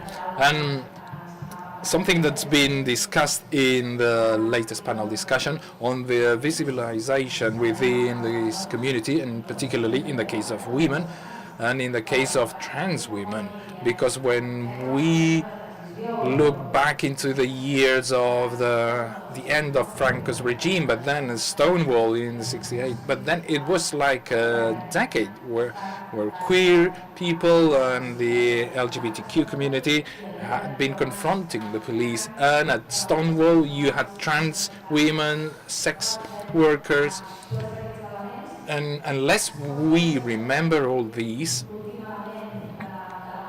the last element in memory will be harder to incorporate, and that is how are we using it to work for the present and for the future, a present that is still under threat by the far right in countries where one would think that this would no longer be a threat, not because it had gone completely away.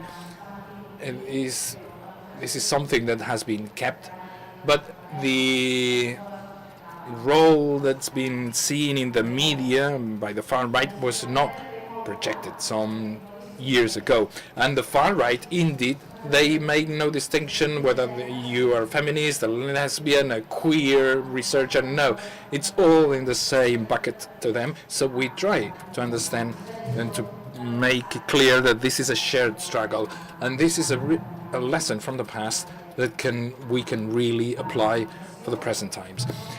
For our mobilization and the way we do our policy making, in also to prevent violations of rights and to further promote against LGBT phobia, because this is still a thing we're experiencing these days in different representations in different areas, in the labor environment, in the educational environment, in our communities.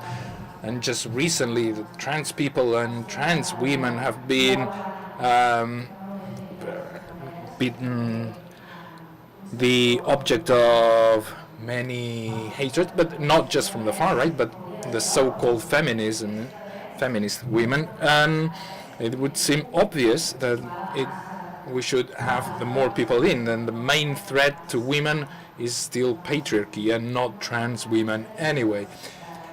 This lesson that seems so clear to the far right, the right as well, but maybe they are slightly subtler, but the far right is something that have it clear, so it should be clear to us as well. And so, since we are at the university, developing, moving forward on public policies in all areas.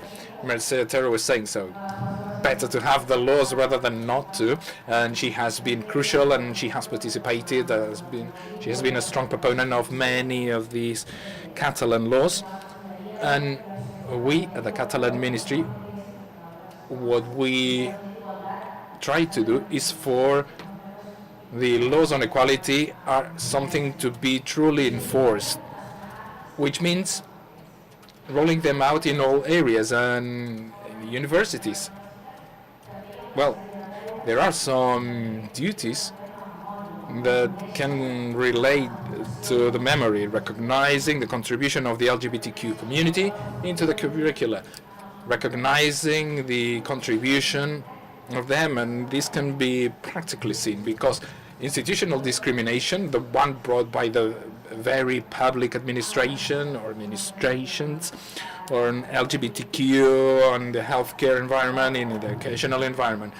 If the universities are not incorporating this type of education, this type of learnings and lessons from the past, we cannot do away with these, other than just safe spaces and working protocols. But more than anything, we need proper teaching incorporating the gender perspective, the LGBTQ perspective, the anti-racist perspective, so that we have a proper critical thinker as citizen and incorporating all these matters and subjects. So once more, thank you for this space for memories as a way for recognition, as a way for reparation, and as a mirror to reflect upon the past and present and the future. Thank you.